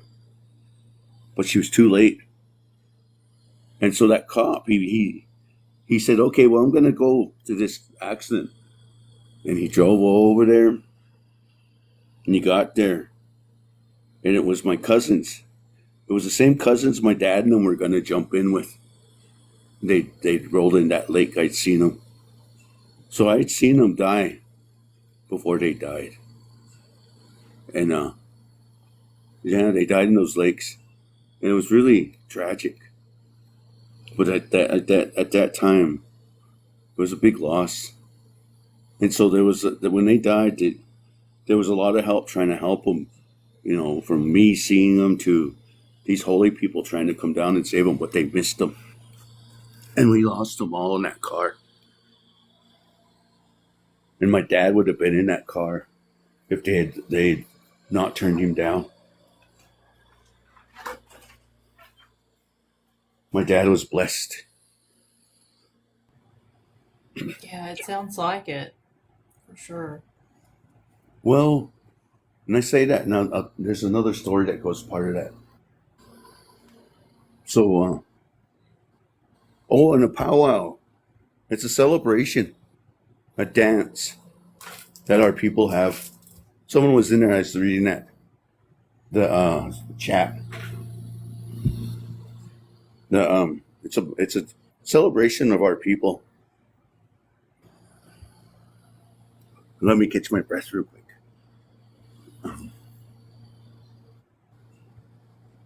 But anyways, it's a celebration where we all get together and we drum, we dance, we have gambling and food and family.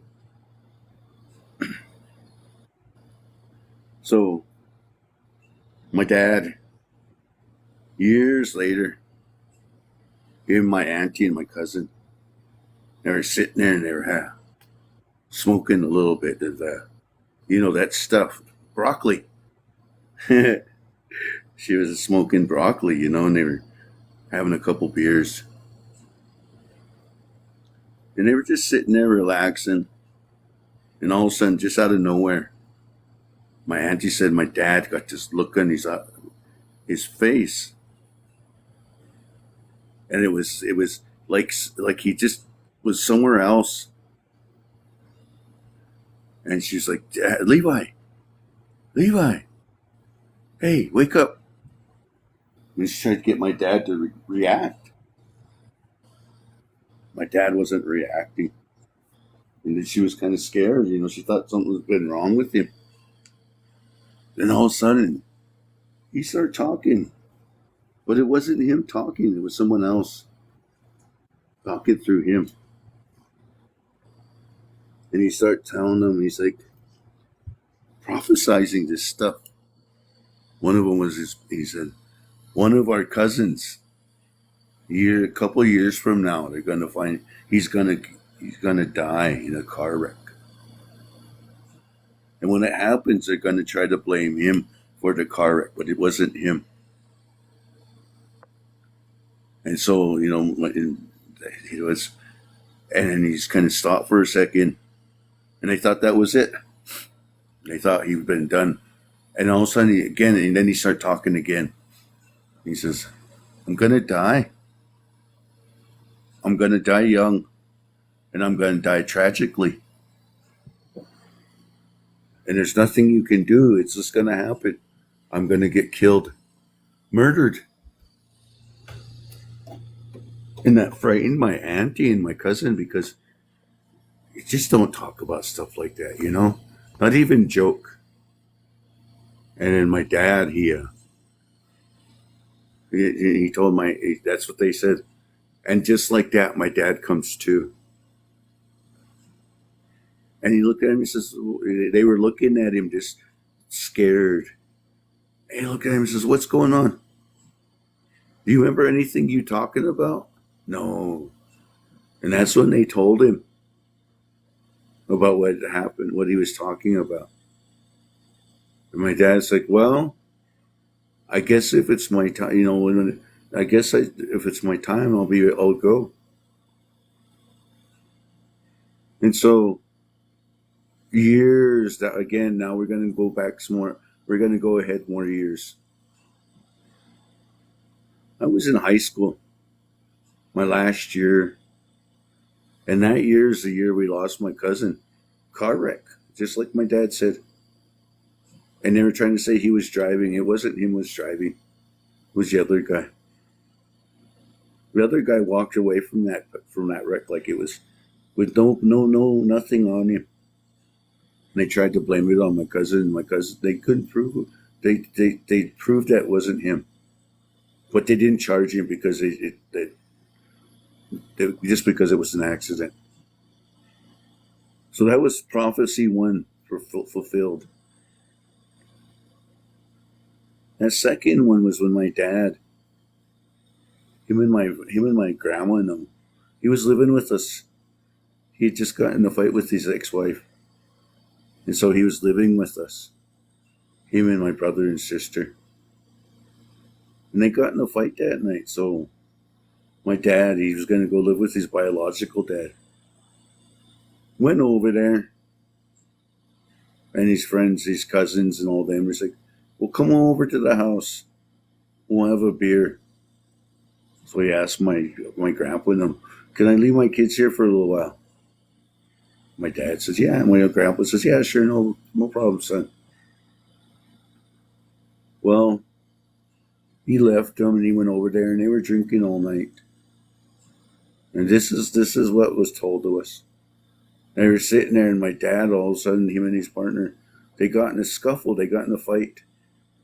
But it wasn't a real fight. My dad just kind of looked at him and he knew it was his friend. He says, "I ain't gonna fight you. You're not worth my time. I'm not gonna fight you. So I'm gonna go over here, grab my beer, and I'm gonna sit down and drink." So my dad went over to this table, sat down, and that guy, in a fit of hate and jealousy, he rushed back to his room. He had time. This is how premeditated it was. He had time to go back to his room and dig around and find a hunting knife. And with that hunting knife, he went up behind my dad. And in his jealousy, he stabbed my dad twice in the back of the head. Killed him instantly. And so my dad had left. And that morning, we got a call. They're telling us, "Hey, Levi's in the hospital." And we thought my dad had just gotten a wreck. We thought he'd gotten a car wreck or something, expecting him to get there and find him alive. And when we got to the door, the doctor looked at my grandma and he says, "Virginia, what are you doing here? Let me go. I got to go get somebody." And so they went in the back room and the doctor come up forward and that's when he told us my dad was dead.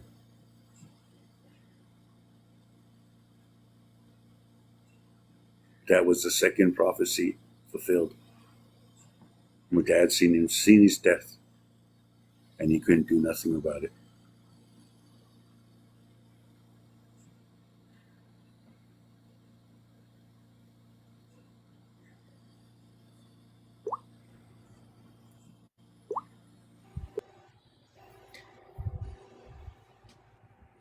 Very intense. I never know what to say after you come up and tell us stories.